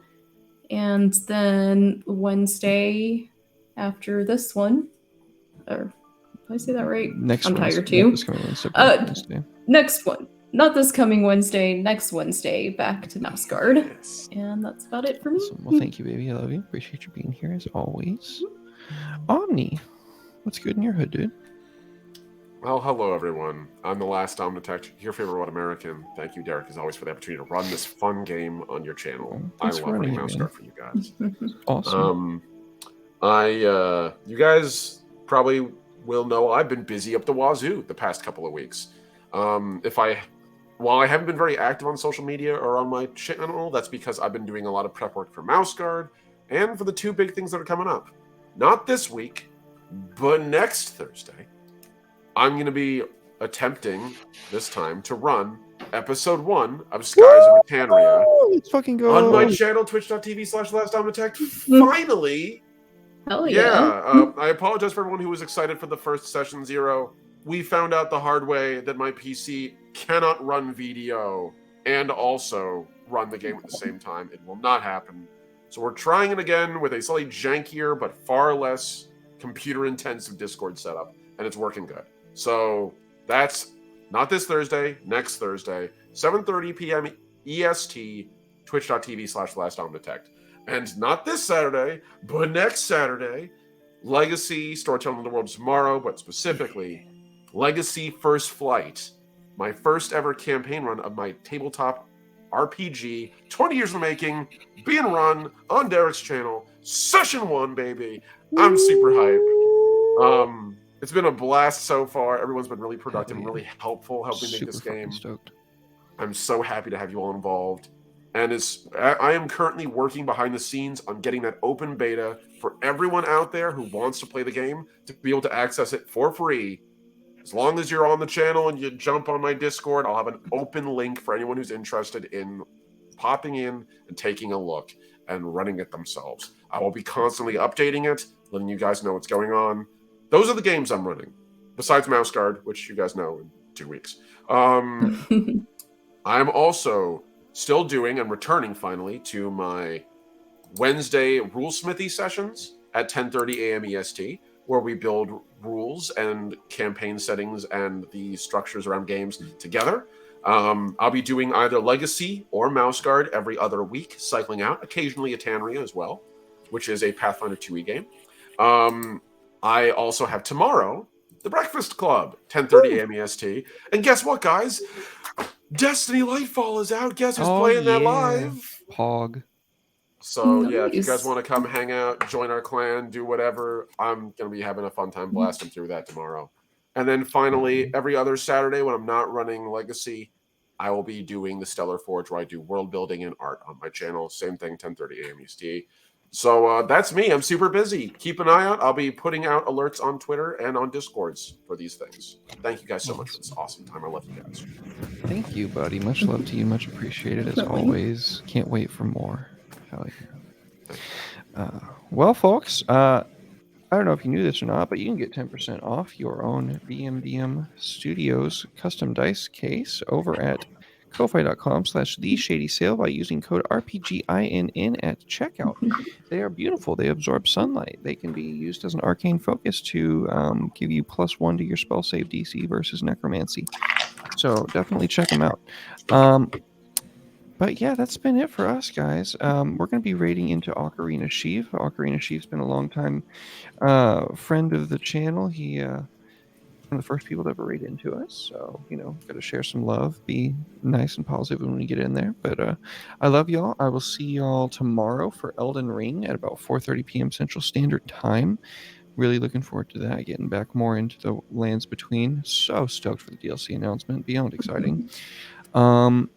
Saturday at 12:30 p.m. Central Standard Time, you can catch us live with Booty, a piratical 5e campaign. 6:30 p.m. Central Standard Time, you can catch us live with Covet Syndicate, where we see what happened to the party after they died. On Sunday, I'm probably not going to stream this week. Probably going to take all of Sunday off and just chill. And so that means no secret stream. Tuesday, I am going to be doing a playtest for the game that I've been working on, which Omni has been wonderful enough to volunteer himself to help me with, as have a number of our other homies. And then next Wednesday you can catch us here live with Deathwatch, Kill Team Last Bastion, where it's just gonna get crazy. But I love you guys. I appreciate you, and I will see you tomorrow.